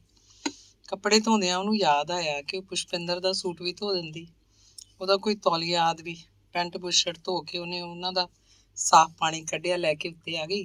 ਤਾਰ ਤੇ ਸੁੱਕਣੇ ਪਾਤੇ। ਚੁਬਾਰੇ 'ਚ ਆ ਕੇ ਉਹ ਪੁਸ਼ਪਿੰਦਰ ਦਾ ਮੈਲਾ ਸੂਟ ਲੱਭਣ ਲੱਗੀ। ਉਹਦਾ ਤੌਲੀਆ ਤੇ 1-2 ਕੱਪੜੇ ਹੋਰ ਵੀ ਲੈ ਲਏ। ਹਰਿੰਦਰ ਮੰਜੇ ਉੱਤੇ ਸਾਧਾਂ ਵਾਂਗ ਖੇਸ ਦੀ ਗਲਤੀ ਮਾਰੀ ਬੈਠਾ ਸੀ। ਕੋਈ ਕਿਤਾਬ ਪੜ੍ਹਨ ਲੱਗ ਪਿਆ ਸੀ। ਉਹ ਚੁਬਾਰੇ 'ਚ ਵੜੀ। ਨਵਾਂ ਧੋਤਾ ਸੂਟ ਪਾ ਕੇ ਉਹਨੇ ਆਪਣੇ ਵਾਲਾਂ ਦਾ ਜੂੜਾ ਬੰਦਿਆਂ ਵਾਂਗ ਸਿੱਧਾ ਸਿਰ ਤੇ ਕੀਤਾ ਸੀ। ਕੰਨਾਂ ਤੇ ਨੱਕ 'ਚ ਪਦਮਾ ਕੋਈ ਗਹਿਣਾ ਨਹੀਂ ਪਹਿਨਿਆ ਕਰਦੀ ਸੀ। ਨਹਾ ਕੇ ਆਈ ਤਾਂ ਉਹਦਾ ਚਿਹਰਾ ਧੋਤੀ ਗੱਜ ਰੰਗ ਨਿਖਰਿਆ ਹੋਇਆ ਸੀ। ਹਰਿੰਦਰ ਨੇ ਇੱਕ ਪਲ ਕਿਤਾਬ ਦੀ ਗੰਭੀਰਤਾ 'ਚੋਂ ਧਿਆਨ ਕੱਢਿਆ। ਦੇਖਿਆ ਪਦਮਾ ਬਹੁਤ ਸੋਹਣੀ ਲੱਗ ਰਹੀ ਸੀ। ਉਹ ਗੰਭੀਰਤਾ ਦੇ ਮਾਹੌਲ 'ਚ ਹੀ ਬੋਲਿਆ, ਹੁਣ ਤਾਂ ਤੂੰ ਜਮਾਂ ਕੈਲੰਡਰ ਉੱਤੇ ਛਪੀ ਸ਼ਿਵ ਜੀ ਦੀ ਫੋਟੋ ਵਰਗੀ ਲੱਗਦੀ ਹੈ, ਜਿਵੇਂ ਹੁਣੇ ਤੇਰੇ ਜੂੜੇ 'ਚੋਂ ਨਦੀ ਦੀ ਧਾਰ ਫੁੱਟ ਨਿਕਲਣੀ ਹੋਵੇ। ਨਦੀ? ਅੱਜ ਦੀ ਔਰਤ ਦੀਆਂ ਅੱਖਾਂ ਵਿੱਚ ਹੈ ਜਨਾਬ, ਪਦਮਾ ਨੇ ਜਵਾਬ ਦਿੱਤਾ। ਅੱਖਾਂ 'ਚ ਨਦੀ? ਕਮਾਲ ਦੀ ਡਿਸਕ੍ਰਿਪਸ਼ਨ ਹੈ ਬਈ। ਹਰਿੰਦਰ ਨੇ ਤਾਰੀਫ ਕੀਤੀ। ਹਾਂ, ਔਰਤ ਪੱਲੇ ਤਾਂ ਸਾਰੀ ਉਮਰ ਰੋਣ ਹੀ ਰੋਣ ਹੈ। ਇਹ ਤਾਂ ਬੜਾ ਪੁਰਾਣਾ ਖਿਆਲ ਹੈ ਤੇਰਾ। ਪੁਰਾਣਾ ਨਹੀਂ ਹਰਿੰਦਰ, ਮੈਂ ਤਾਂ ਅੱਜ ਹੰਢਾ ਰਹੀ ਹਾਂ ਖੁਦ ਇਸ ਖਿਆਲ ਨੂੰ। ਉਹ ਕਿਵੇਂ? ਹਰਿੰਦਰ ਨੇ ਕਿਤਾਬ ਪਰਾਂ ਰੱਖਤੀ। ਪੁਸ਼ਪਿੰਦਰ ਨੇ ਕਦੇ ਗੱਲ ਨਹੀਂ ਕੀਤੀ ਤੇਰੇ ਕੋਲ? ਤੂੰ ਤਾਂ ਆਪ ਦੇਖਿਆ ਸਾਡਾ ਘਰ। ਪਿਤਾ ਜੀ ਗਏ ਤਾਂ ਮੇਰੇ ਦੁੱਖਾਂ ਦੀ ਕਹਾਣੀ ਸ਼ੁਰੂ ਹੋ ਗਈ। ਪਤਾ ਨਹੀਂ ਕਿੱਥੇ ਜਾ ਕੇ ਇਹਦਾ ਅੰਤ ਹੋਊਗਾ। ਦੁੱਖ? ਤੈਨੂੰ ਕਿਹੜਾ ਦੁੱਖ ਹੈ? MA ਵਿੱਚ ਹੀ ਰਹਿ ਗਈ। ਮੇਰੇ ਨਾਲ ਦੀ ਪਿੰਦਰ ਪ੍ਰੋਫੈਸਰ ਬਣੀ ਬੈਠੀ ਹੈ। ਫਿਰ ਮੈਨੂੰ ਕਿਸੇ ਨੇ ਕੋਈ ਟ੍ਰੇਨਿੰਗ ਵੀ ਨਾ ਕਰਾਈ। ਮੈਂ ਟ੍ਰੇਨਡ ਨਹੀਂ, ਸਰਕਾਰੀ ਨੌਕਰੀ ਤੇ ਨਹੀਂ ਲੱਗ ਸਕਦੀ। ਬੇਰੁਜ਼ਗਾਰ ਆ, ਮੇਰਾ ਰਿਸ਼ਤਾ ਨਹੀਂ ਲੈਂਦਾ ਕੋਈ। ਕਿ ਤੇਰੀ ਜ਼ਿੰਦਗੀ ਦੀ ਲਾਈਨ ਬਸ ਵਿਆਹ ਹੀ ਹੈ ਤੇਰਾ? ਹਾਂ, ਕੁੜੀ ਦੀ ਪਹਿਲੀ ਲਾਈਨ ਤਾਂ ਇਹੀ ਹੁੰਦੀ ਹੈ ਸਾਡੇ ਸਮਾਜ 'ਚ। ਤੂੰ ਤਾਂ ਇੱਕ ਜਾਗਰਤ ਕੁੜੀ ਹੈ, ਇੰਨਾ ਪੜ੍ਹੀ ਲਿਖੀ ਹੈ। ਮੇਰਾ ਮਤਲਬ ਤੇਰੀ BA ਦੀ ਡਿਗਰੀ ਤੋਂ ਨਹੀਂ। ਕਿਤਾਬਾਂ ਪੜ੍ਹ ਪੜ੍ਹ ਕੇ ਤੂੰ ਆਪਣਾ ਅੰਦਰ ਕਿੰਨਾ ਗਿਆਨ ਸੰਗ੍ਰਹਿ ਬਣਾ ਲਿਆ। ਤੈਨੂੰ ਹੋਰ ਕਿਹੜੀ ਟ੍ਰੇਨਿੰਗ ਦੀ ਲੋੜ ਹੈ? ਤੇਰਾ ਜੀਵਨ ਸਾਥ ਪ੍ਰਾਪਤ ਕਰਨ ਵਾਲਾ ਤਾਂ ਕੋਈ ਕਰਮਾਂ ਵਾਲਾ ਹੋਊ। ਬਦਕਿਸਮਤ ਲੋਕ ਤੈਨੂੰ ਨਾਪਸੰਦ ਕਰ ਜਾਂਦੇ ਹੋਣਗੇ। ਤੂੰ ਤਾਂ ਬਸ ਹੁਣ ਹੋਰ ਨਹੀਂ, ਨਹੀਂ ਤਾਂ ਮੈਂ ਭੁਕਾਨਿਆਂ ਨੂੰ ਪਾਟ ਦੂੰਗੀ। ਇਹ ਸਭ ਸ਼ਾਬਦਿਕ ਵਡਿਆਈ ਹੈ, ਹਕੀਕਤ ਹੋਰ ਚੀਜ਼ ਹੈ। ਬਈ ਵਾਹ, ਕਮਾਲ ਹੈ ਪਦਮਾ। ਮੈਂ ਕੋਈ ਕਵੀ ਥੋੜਾ ਵੀ ਤੇਰੀ ਤਾਰੀਫ 'ਚ ਸ਼ਬਦਾਂ ਦੇ ਪੁਲ ਬਣ ਰਿਹਾ। ਮੈਂ ਤਾਂ ਸੱਚ ਆਖਦਾ। ਚੱਲ ਇਹ ਤਾਂ ਐਵੇਂ ਵਿੱਚ ਦੀ ਗੱਲ ਆ ਗਈ। ਟਾਈਮ ਕੀ ਹੋ ਗਿਆ? ਚਾਹ ਬਣਾਵਾਂ, ਪੀਏਂਗਾ? ਹਾਂ, ਚਾਹ ਤਾਂ ਚਾਹੇ ਕੋਈ ਸਾਰਾ ਦਿਨ ਪਿਆਈ ਜਾਵੇ। ਪਦਮਾ ਨੇ ਆਪਣਾ ਜੂੜਾ ਖੋਲ ਕੇ ਵਾਲ ਛੰਡੇ। ਪਾਣੀ ਦੀਆਂ ਨਿੱਕੀਆਂ ਨਿੱਕੀਆਂ ਫੁਹਾਰਾਂ ਛੱਤ ਪੱਖੇ ਦੀ ਹਵਾ 'ਚ ਇੱਧਰ ਉੱਧਰ ਉੱਡ ਗਈਆਂ। ਇੱਕ ਦੋ ਟਿਮਕਣੇ ਹਰਿੰਦਰ ਦੇ ਹੱਥਾਂ ਵੀ ਆ ਜੰਮੇ। ਪਦਮਾ ਰਸੋਈ 'ਚ ਗਈ। ਹਰਿੰਦਰ ਨੇ ਇੱਕ ਟਿਮਕਣੇ ਨੂੰ ਮੱਥੇ ਨਾਲ ਪੂੰਝ ਲਿਆ। ਉਹਨੂੰ ਲੱਗਿਆ ਜਿਵੇਂ ਉਹਦੇ ਮੱਥੇ ਉੱਤੇ ਕਿਸੇ ਅਲੌਕਾਰ ਜਿਹੀ ਚੀਜ਼ ਦਾ ਲੇਪ ਹੋ ਗਿਆ ਹੋਵੇ। ਇਸ ਲੇਪ ਨਾਲ ਜਿਵੇਂ ਉਹਦੇ ਮੱਥੇ ਨੂੰ ਇੱਕ ਅਕਹਿ ਤਸਕੀਨ ਮਿਲੀ ਹੋਵੇ। ਉਹਨੇ ਅੱਖਾਂ ਝਮਕੀਆਂ ਤੇ ਕਿਸੇ ਅਣਹੋਏ ਅਹਿਸਾਸ ਨੂੰ ਆਪਣੇ ਦਿਮਾਗ 'ਚੋਂ ਛੰਡ ਸੁੱਟਣ ਦੀ ਕੋਸ਼ਿਸ਼ ਕੀਤੀ। ਪਦਮਾ 2 ਗਲਾਸਾਂ 'ਚ ਚਾਹ ਪਾ ਲਿਆਈ। ਹਰਿੰਦਰ ਮੰਜੇ ਤੇ ਚੌਂਕੜੀ ਮਾਰੀ ਬੈਠਾ ਸੀ। ਖੇਸ ਦੀ ਗਲਤੀ, ਜਿਵੇਂ ਕੋਈ ਨਵਾਂ ਬਣਿਆ ਸਾਧ ਦਾ ਚੇਲਾ। ਪਦਮਾ ਕੁਰਸੀ ਤੇ ਬੈਠੀ ਸੀ। ਸਿਰ ਦੇ ਸੰਘਣੇ ਲੰਮੇ ਵਾਲ ਇੱਕ ਮੋਢੇ ਉੱਤੋਂ ਦੀ ਕੱਢ ਕੇ ਛਾਤੀ ਤੇ ਲਮਕਾਏ ਹੋਏ, ਜਿਵੇਂ ਕੋਈ ਸੁਪਨ ਸੁੰਦਰੀ ਹੋਵੇ। ਫੂਕਾ ਮਾਰ ਮਾਰ ਉਹ ਚਾਹ ਪੀਣ ਲੱਗੀ। ਹਰਿੰਦਰ ਨੇ ਚੌੜ ਨਾਲ ਆਖਿਆ, ਤੂੰ ਕਿਧਰੇ ਭੂਤ ਤਾਂ ਨਹੀਂ ਕੋਈ? ਕਿਵੇਂ ਲਗਾਤਾਰ ਝਾਕੀ ਜਾਂਦੀ ਹੈ? ਪਦਮਾ ਮੁਸਕਰਾਈ, ਬੋਲੀ ਕੁਝ ਨਹੀਂ। ਮੁਸਕਰਾ ਕੇ ਨੀਵੀਂ ਪਾ ਲਈ। ਚਾਹ ਪੀ ਕੇ ਉਹਨਾਂ ਨੇ ਬਹੁਤ ਗੱਲਾਂ ਕੀਤੀਆਂ। ਕਾਫੀ ਸਮਾਂ ਗੁਜ਼ਰ ਗਿਆ ਸੀ। ਉਹਨਾਂ ਨੂੰ ਹੁਣ ਬਹੁਤ ਤੇਜ਼ ਭੁੱਖ ਲੱਗੀ ਹੋਈ ਸੀ। ਮੰਜਿਆਂ ਉੱਤੇ ਪਏ ਹੋਰ ਨਿੱਕੀਆਂ ਨਿੱਕੀਆਂ ਗੱਲਾਂ ਕਰ ਰਹੇ ਉਹ ਪੁਸ਼ਪਿੰਦਰ ਦੀ ਉਡੀਕ ਕਰਨ ਲੱਗੇ। ਅੰਗ 14। ਮੱਲਣ ਦੇ ਦਿਮਾਗ 'ਚ ਹਰ ਵੇਲੇ ਹੀ ਬਲਕਾਰ ਦੀਆਂ ਗੱਲਾਂ ਘੁੰਮਦੀਆਂ ਰਹਿੰਦੀਆਂ। ਉਹਨੂੰ ਕੋਈ ਬੁਲਾਉਂਦਾ ਤਾਂ ਇਸ ਤਰ੍ਹਾਂ ਹੂੰ ਕਹਿ ਕੇ ਬੋਲਦਾ ਜਿਵੇਂ ਕੋਈ ਸੁੱਤਾ ਪਿਆ ਬੜਵਾਏ ਉੱਠ ਕੇ ਗੱਲਾਂ ਕਰਦਾ ਹੋਵੇ। ਝੋਰਾ ਤਾਂ ਉਹਦੀ ਪਤਨੀ ਚੰਦਕੌਰ ਨੂੰ ਵੀ ਬਹੁਤ ਸੀ, ਪਰ ਉਹਦਾ ਦਿਲ ਕੁਝ ਕੁ ਕਰੜਾ ਸੀ। ਰੋਂਦੀ ਤਾਂ ਉਹ ਵੀ ਰਹਿੰਦੀ, ਪਰ ਮੱਲਣ ਦਾ ਦਿਲ ਟਿਕਾਉਣ ਲੱਗਦੀ। ਉਹਨੂੰ ਧਰਵਾਸ ਦਿੰਦੀ, ਜਿਵੇਂ ਆਪਣੇ ਆਪ ਨੂੰ ਹੀ ਧਰਵਾਸ ਦੇ ਰਹੀ ਹੋਵੇ। ਆਖਦੀ, ਚੱਲ ਐਂ ਸਮਝ ਲੈਂਦੇ ਆ ਵੀ ਰੱਬ ਨੇ ਉਹ ਸਾਨੂੰ ਦਿੱਤਾ ਹੀ ਨਹੀਂ ਸੀ। ਜਿਨ੍ਹਾਂ ਦੇ ਪੁੱਤ ਹੈ ਨਹੀਂ, ਕੁਛ ਹੈ ਵੀ ਨਹੀਂ, ਉਹ ਵੀ ਤਾਂ ਕਿਵੇਂ ਦਿਨ ਕੱਟਦੇ ਆ। ਆਪਣੀਆਂ 3 ਧੀਆਂ ਪੁੱਤਾਂ ਵਰਗੀਆਂ ਹੀ ਨੇ। ਆਪਣਾ ਨਾਂ ਹੈਗਾ ਸੰਸਾਰ ਤੇ, ਪਰ ਨਹੀਂ। ਮੱਲਣ ਦਿਨੋਂ ਦਿਨ ਥਿਵਦਾ ਜਾ ਰਿਹਾ ਸੀ। ਘੰਡਾ ਬੰਨੇ ਨਾਲ ਲੱਗਦਾ ਟਾਹਲੀ ਵਾਲਾ ਖੇਤ 10 ਘੁਮਾਣ, ਜਿਹੜਾ ਫੇਰ ਮੁਰੱਬਾਬੰਦੀ 'ਚ 8 ਕਿੱਲੇ ਰਹਿ ਗਿਆ ਸੀ, ਬਸ ਇਹੀ ਖੇਤ ਹੁਣ ਮੱਲਣ ਦੇ ਕਬਜ਼ੇ 'ਚ ਸੀ। ਮੱਲਣ ਨੇ ਸਾਰੇ ਪਸ਼ੂ ਵੇਚਦੇ। ਵਾਹੀ ਦਾ ਕੰਮ ਤਾਂ ਕਦੋਂ ਦਾ ਛੱਡਿਆ ਸੀ। ਬੁੜਾ ਬੁੜੀ ਬਸ ਇੱਕ ਗਾਂ ਰੱਖਦੇ, ਚਾਹ ਹੋ ਜਾਂਦੀ, ਥੋੜਾ ਘਣਾ ਪੀ ਵੀ ਲੈਂਦੇ। ਖਾਣ ਜੋਗੇ ਦਾਣੇ ਭਾਈ ਰੂਪੇ ਵਾਲੇ ਖੇਤ 'ਚੋਂ ਆ ਜਾਂਦੇ। 2 ਤਾਂ ਜੀ ਸੀ। ਇੰਨਾ ਕਿੰਨਾ ਕੁ ਖਰਚ ਸੀ ਉਹਨਾਂ ਦਾ। ਮੱਲਣ ਸਿੰਘ ਤੋਂ ਪੁੱਤ ਦਾ ਬਗੋਚਾ ਝੱਲਿਆ ਨਾ ਗਿਆ। ਉਹਨੂੰ ਰਾਤਾਂ ਨੂੰ ਨੀਂਦ ਨਹੀਂ ਆਉਂਦੀ ਸੀ। ਉਹਨੇ ਰੋਟੀ ਖਾਣੀ ਲਗਭਗ ਛੱਡ ਹੀ ਦਿੱਤੀ। ਬਸ ਐਵੇਂ ਇੱਕ ਅੱਧਾ ਫੁਲਕਾ ਮੂੰਗੀ ਦੀ ਦਾਲ ਨਾਲ ਖਾ ਲੈਂਦਾ। ਦੁੱਧ ਪੀਂਦਾ ਹੀ ਨਾ। ਚਾਹ ਦੀ ਬੁੱਕ ਲੈਂਦਾ ਤਾਂ ਜੋ ਦਿਲ ਖੜਾ ਰਹੇ। ਅਖੀਰ ਪੁੱਤ ਦਾ ਗਮ ਉਹਦੀ ਜਾਨ ਲੈ ਕੇ ਹਟਿਆ। ਚੰਦਕੌਰ ਕੱਲੀ ਰਹਿ ਗਈ। ਘਰ ਉਹਨੂੰ ਵੱਢ ਵੱਢ ਖਾਣ ਲੱਗਾ। ਰਾਤਾਂ ਨੂੰ ਆਪਣਾ ਹੀ ਘਰ ਡਰਾਉਣ ਲੱਗਦਾ। ਕੰਧਾਂ ਜਿਵੇਂ ਉਹਦੇ ਉੱਤੇ ਡਿੱਗੂ ਡਿੱਗੂ ਕਰਦੀਆਂ। ਲੱਗਦਾ ਜਿਵੇਂ ਉਹ ਰਾਤ ਵੇਲੇ ਮੜੀ ਮਸਾਣਾਂ 'ਚ ਸੌਂਦੀ ਹੋਵੇ। ਕਦੇ ਕੋਈ ਕੁੜੀ ਆਉਂਦੀ ਤਾਂ ਉਹਦਾ ਦਿਲ ਟਿਕਾਉਣ ਲੱਗਦੀ। 5-7 ਦਿਨ ਰਹਿ ਵੀ ਜਾਂਦੀ। ਜਮਾਈ ਆਉਂਦੇ ਤਾਂ ਕਿੰਨਾ ਕਿੰਨਾ ਚਿਰ ਉਹਦੇ ਮੰਜੇ ਦੀ ਬਾਹੀ ਤੇ ਬੈਠ ਕੇ ਉਹਦੇ ਨਾਲ ਗੱਲਾਂ ਕਰਦੇ। ਧੀਆਂ ਕਹਿੰਦੀਆਂ, ਮਾਂ ਤੂੰ ਸਾਡੇ ਕੋਲ ਚੱਲ ਕੇ ਰਹਿ। ਧੂਰਕੋਟ ਵਾਲੀ ਮੀਤੋਂ ਆਪਣੀ ਵੱਲ ਖਿੱਚ ਕਰਦੀ। ਭੈਣੀ ਬਾਗੇ ਵਾਲੀਆਂ ਦੋਵੇਂ ਕੁੜੀਆਂ, ਲੱਖੋ ਤੇ ਜੀਤੋ, ਉਹਨੂੰ ਆਪਣੇ ਕੋਲ ਲਿਜਾਣ ਲਈ ਬਹੁਤ ਹੀ ਜ਼ੋਰ ਪਾਉਂਦੀਆਂ। ਚੰਦਕੌਰ ਨੂੰ ਸੌਖਾ ਸੌਖਾ ਸਾਹ ਆਉਣ ਲੱਗਦਾ। ਉਹ ਸੋਚਦੀ, ਧੀਆਂ ਉਹਦਾ ਕਿੰਨਾ ਕਰਦੀਆਂ, ਉਹਦੀਆਂ ਭੂਬਾਂ ਨਿਕਲ ਜਾਂਦੀਆਂ। ਪੁੱਤਾ ਵੀ ਇੱਕ ਤੂੰ ਨਹੀਂ ਹੈ ਬਸ। ਬਲਕਾਰ ਸਿਆਂ ਮੈਂ ਤੇਰੇ ਕੀ ਬਣਤ ਬਣਾਉਣੇ ਸੀ ਵੀ। ਉਹਦੇ ਜਮਾਈ ਝੱਟ ਆਖ ਉੱਠਦੇ, ਅੰਮਾ ਜੀ ਅਸੀਂ ਤੁਹਾਡੇ ਪੁੱਤ ਹੀ ਆ ਨਾ। ਸਾਨੂੰ ਤੂੰ ਆਪਦੇ ਪੁੱਤ ਨਹੀਂ ਸਮਝਦੀ? ਅਸੀਂ ਕੌਣ? ਅਸੀਂ ਅੰਮਾ ਜੀ ਤੇਰੇ ਸਾਹਾਂ ਦੇ ਦਮਾਨੇ ਆ। ਤੇ ਫਿਰ ਇੱਕ ਦਿਨ ਧੂਰਕੋਟ ਵਾਲਾ ਉਹਦਾ ਜਮਾਈ ਆਇਆ। ਜੀਪ 'ਚ ਬਿਠਾ ਕੇ ਉਹਨੂੰ ਮੱਲੋ ਜੋਰੀ ਧੂਰਕੋਟ ਲੈ ਗਿਆ। ਧੂਰਕੋਟ 2 ਮਹੀਨੇ ਮਸਾਂ ਰਹੀ। ਸਾਰਾ ਦਿਨ ਬਲਕਾਰ ਤੇ ਮੱਲਣ ਦੇ ਕੀਰ ਨਹੀਂ ਪਾਈ ਜਾਇਆ ਕਰੇ। ਅਖੀਰ ਇੱਕ ਦਿਨ ਕਹਿੰਦੀ, ਤੂੰ ਧੀਏ ਮੈਨੂੰ ਮਾਰਨ ਨੂੰ ਇੱਥੇ ਚੱਕ ਲਿਆਈ। ਮੈਨੂੰ ਤਾਂ ਮੇਰੇ ਨਗਰ ਖੇੜੇ ਛੱਡ। ਮੈਂ ਇੱਥੇ ਨਹੀਂ ਰਹਿ ਸਕਦੀ। ਮੈਂ ਉੱਥੇ ਹੀ ਮਰੂੰਗੀ ਜਿੱਥੇ ਮੇਰਾ ਪੁੱਤ ਤੇ ਮੇਰੇ ਸਿਰ ਦਾ ਸਾਈਂ ਖਪਣ ਹੋਇਆ। ਬਗਾਨੇ ਪਿੰਡ ਨਹੀਂ ਮੇਰੀ ਜਾਨ ਨਿਕਲਦੀ ਜੇ ਤੂੰ ਕਹੀਂ। ਬਹੁਤੀ ਤੰਗ ਕਰਨ ਲੱਗੀ ਤਾਂ ਜਮਾਈ ਉਹਨੂੰ ਕੋਠੀ ਫੇਰ ਛੱਡ ਗਿਆ। ਧੂਰਕੋਟ ਵਾਲਿਆਂ ਦੇ ਮਨ 'ਚ ਜੋ ਵਸੀ ਸੀ ਉਹ ਗੱਲ ਪੂਰੀ ਨਾ ਹੋਈ। ਉਹ ਤਾਂ ਚਾਹੁੰਦੇ ਸੀ ਭਲੋ ਕੇ ਬੁੜੀ ਤੋਂ ਸਾਰੀ ਜ਼ਮੀਨ ਦੀ ਵਸੀਅਤ ਕਰਾ ਲੈਣਗੇ, ਪਰ ਉਹ ਤਾਂ ਬੜੀ ਚੁਸਤ ਸੀ। ਨਹੁੰ ਕਿਹੜਾ ਧਰਨ ਦਿੰਦੀ, ਉਹਨੂੰ ਧੂਰਕੋਟ ਵਾਲਿਆਂ ਦੀ ਫਿੱਟੀ ਨੀਅਤ ਦਾ ਸਭ ਪਤਾ ਸੀ। ਕੋਠੀ ਆ ਕੇ ਧੂਰਕੋਟ ਵਾਲੇ ਜਮਾਈ ਨੂੰ ਕਹਿੰਦੀ, ਦੇਖ ਸਾਊ, ਧੀਆਂ ਤਿੰਨੇ ਇੱਕੋ ਨੇ ਮੈਨੂੰ, ਕਿਸੇ ਇੱਕ ਦੀ ਕੀਲ 'ਚ ਨੀ ਮੈਂ ਆਉਣ ਵਾਲੀ। ਚਲਾਕੀ ਤਾਂ ਮੈਂ ਭੋਰਾ ਕਿਹੜਾ ਚੱਲਣ ਦਿੰਨੀ ਆ ਕਿਸੇ ਦੀ। ਬੁੜੀ ਦੀ ਗੱਲ ਸੁਣ ਕੇ ਨੀਵੀਂ ਪਾ ਗਿਆ। ਨਮੋਸ਼ੀ ਮੰਨ ਕੇ ਕਹਿਣ ਲੱਗਿਆ, ਨਹੀਂ ਅੰਮਾ, ਤੂੰ ਤਾਂ ਪੁੱਠਾ ਸੋਚ ਗਈ। ਮੈਂ ਤਾਂ ਤੇਰੀ ਸੇਵਾ ਕਰਨ ਨੂੰ ਲੈ ਗਿਆ ਸੀ ਤੈਨੂੰ, ਹੁਣ ਤੂੰ ਇੱਥੇ ਆ ਕੇ ਇੱਥੇ ਛੱਡ ਗਿਆ ਤੈਨੂੰ। ਸਾਡੇ 'ਚ ਕੋਈ ਬੇਈਮਾਨੀ ਹੁੰਦੀ ਤਾਂ ਆਉਣ ਕਾਹਨੂੰ ਦਿੰਦੇ ਤੈਨੂੰ ਉੱਥੋਂ। ਉਹ ਹੋਰ ਭੱਖ ਉੱਠੀ, ਨਾ ਐ ਕੋਈ ਮੱਲੋ ਮੱਲੀ ਲਵਾ ਲੂ ਗੂਠਾ ਮੇਰਾ। ਮੇਰਾ ਕੋਈ ਨਹੀਂ ਤਾਂ ਕੀ ਹੈ, ਮੈਂ ਤਾਂ ਕੱਲੀ ਵੀਹਾਂ ਵਰਗੀ ਹਾਂ। ਕੋਈ ਤੜੀ ਖੁਸ਼ੀ ਨੂੰ ਦਿਖਾਵੇ ਮੈਨੂੰ। ਫੇਰ ਠੰਡੀ ਹੋ ਕੇ ਕਹਿਣ ਲੱਗੀ, ਹਾਂ, ਤਿੰਨਾਂ ਨੂੰ ਇੱਕੋ ਜਿਹਾ ਕਰਕੇ ਜਾਊਂ। ਆਰਾਮ ਨਾਲ ਬੈਠੋ ਆਪਦੇ ਘਰੇ। ਜਿੰਨਾ ਚਿਰ 2 ਮਹੀਨੇ ਉਹ ਧੂਰਕੋਟ ਰਹੀ, ਭੈਣੀ ਬਾਗੇ ਵਾਲੇ ਵੀ ਉੱਥੇ ਗੇੜਾ ਰੱਖਦੇ ਸੀ। 10-15 ਦਿਨ ਹੀ ਕੋਈ ਨਾ ਕੋਈ ਜਾਂਦਾ, ਕਦੇ ਲੱਖੋ, ਕਦੇ ਜੀਤੋ, ਕਦੇ ਜਮਾਈਆਂ 'ਚੋਂ ਕੋਈ, ਤੇ ਕਦੇ ਲੱਖੋ ਦਾ ਕੋਈ ਮੁੰਡਾ। ਧੂਰਕੋਟ ਆਉਣੋਂ ਉਹਨਾਂ ਨੂੰ ਕੋਈ ਵਰਜ ਤਾਂ ਸਕਦਾ ਨਹੀਂ ਸੀ। ਉਹ ਵੀ ਉਹਦੀ ਰਾਜੀ ਖੁਸ਼ੀ ਦਾ ਪਤਾ ਲੈਣ ਨਹੀਂ ਆਉਂਦੇ। ਵਿਚਲੀ ਗੱਲ ਨਿਖਰ ਕੇ ਸਾਹਮਣੇ ਤਾਂ ਆਉਂਦੀ ਨਾ। ਵਿਚਲੀ ਗੱਲ ਸਮਝਦੇ ਧੂਰਕੋਟ ਵਾਲੇ ਵੀ ਸੀ, ਸਮਝਦੇ ਭੈਣੀ ਬਾਗੇ ਵਾਲੇ ਵੀ। ਵਿਚਲੀ ਗੱਲ ਜਿਹਨੂੰ ਸਮਝਦੀ ਚੰਦਕੁਰ ਆਪ ਹੋਈ। ਨਿੱਤ ਨਿੱਤ ਹਿੱਸੇ ਠੇਕੇ ਵਾਲਿਆਂ ਮਗਰ ਕੌਣ ਭਕਾਈ ਮਾਰਦਾ। ਪਿੰਡ ਦੇ ਇੱਕ ਸਿਆਣੇ ਬੰਦੇ ਨੇ ਆਖਣ ਤੇ ਚੰਦ ਕੌਰ ਨੇ ਭਾਈ ਰੂਪੇ ਵਾਲੀ 4 ਕਿੱਲੇ ਖੇਤ 10,000 ਰੁਪਏ 'ਚ ਪਰਮਜੀਤ ਪਟਵਾਰੀ ਕੋਲ ਗਹਿਣੇ ਧਰਤਾ। 10,000 ਪਿੰਡ ਦੀ ਬੈਂਕ 'ਚ ਜਮ੍ਹਾਂ ਕਰਾਤਾ। ਬੈਂਕ ਦੀ ਕਾਪੀ ਸੰਭਾਲ ਕੇ ਆਪਣੇ ਕੋਲ ਜਿੰਦਿਓ ਅੰਦਰ ਸੰਦੂਕ 'ਚ ਰੱਖਦੀ, ਕਿਸੇ ਨੂੰ ਦਿਖਾਉਂਦੀ ਨਾ। ਬੈਂਕ ਦੇ ਮੈਨੇਜਰ ਕੋਲ ਜਾ ਕੇ ਪੈਸੇ ਕਢਾਉਣ ਖਾਤਰ ਫਾਰਮ ਤੇ ਗੂਠਾ ਲਾਉਣ ਵੇਲੇ ਕਾਪੀ ਨੂੰ ਮੈਲੇ ਲੱਠੇ ਦੇ ਚਿੱਟੇ ਰੁਮਾਲ 'ਚੋਂ ਖੋਲ੍ਹਦੀ। ਜਦੋਂ ਲੋੜ ਹੁੰਦੀ, ਜਿੰਨਿਆਂ ਦੀ ਲੋੜ ਪੈਂਦੀ, ਉਹ ਬੈਂਕ 'ਚੋਂ ਰੁਪਈਏ ਕਢਵਾ ਲਿਆਉਂਦੀ। ਉਹਦਾ ਖਾਣ ਪੀਣ ਤੇ ਦਵਾਈ ਬੂਟੀ ਦਾ ਖਰਚ ਚੱਲਦਾ ਰਹਿੰਦਾ। ਅਖੀਰ ਬੁੜੀ ਦੇ ਦਿਨ ਨੇੜੇ ਆ ਗਏ। ਬੈਂਕ ਦੀ ਕਾਪੀ 'ਚ ਅਜੇ ਰਕਮ ਹੈਗੀ ਸੀ।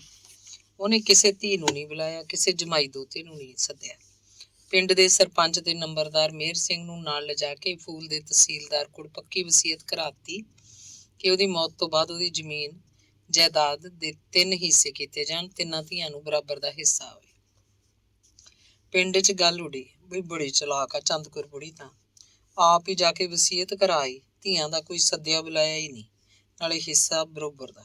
ਲੈ ਵੀ, ਕੇਰਾਂ ਤਾਂ ਇਨਸਾਫ ਕਰਤਾ ਸ਼ੇਰ ਦੀ ਬੱਚੀ ਨੇ, ਨਹੀਂ ਤਾਂ ਮਗਰੋਂ ਜੁੱਤੋ ਜੁੱਤੀ ਹੁੰਦੇ ਫਿਰਦੇ ਜਮਾਈ ਖੜਕਦਾ ਰੈਗਲਾ। ਧੀਆਂ ਨੂੰ ਸੋ ਹੋਈ ਤਾਂ ਭੱਜੀਆਂ ਆਈਆਂ ਤਿੰਨੇ ਹੀ ਖੁਸ਼, ਜਿਵੇਂ ਤਿੰਨੇ ਹੀ ਨਾਰਾਜ਼।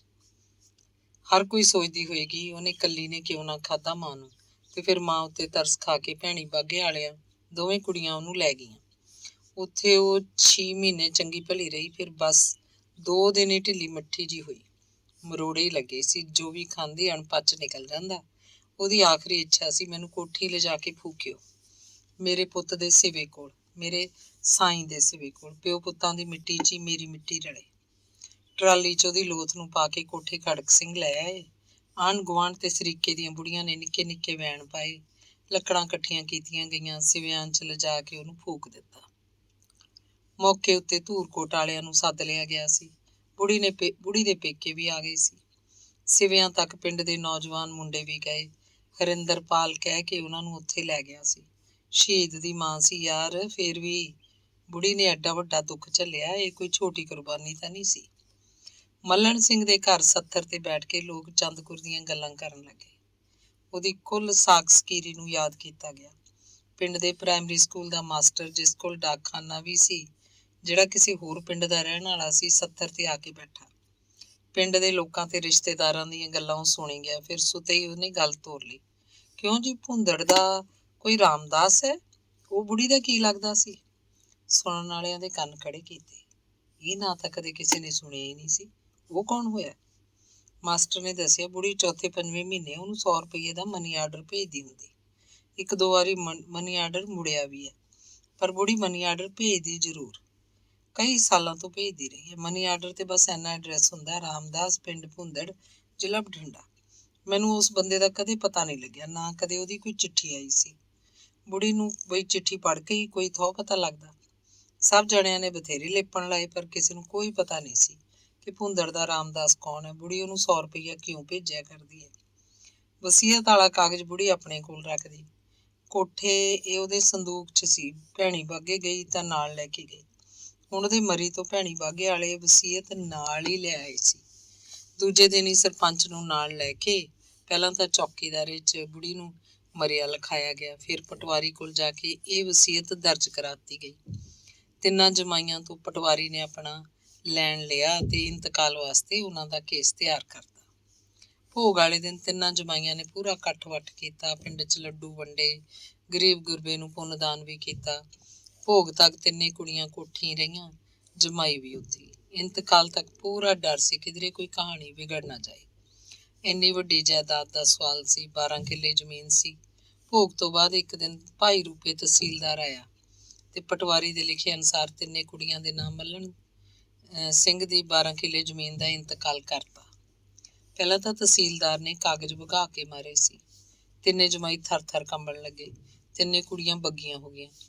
ਪਰ ਪਟਵਾਰੀ ਨੇ ਤਹਿਸੀਲਦਾਰ ਦੇ ਕੰਨ ਕੋਲ ਹੋ ਕੇ ਗੱਲ ਸਮਝਾਈ ਤਾਂ ਉਹਨੇ ਕਾਗਜ਼ ਦੁਬਾਰਾ ਫੜ ਲਏ ਤੇ ਦਸਖਤ ਕਰ ਦਿੱਤੇ। ਧੰਨਵਾਦ।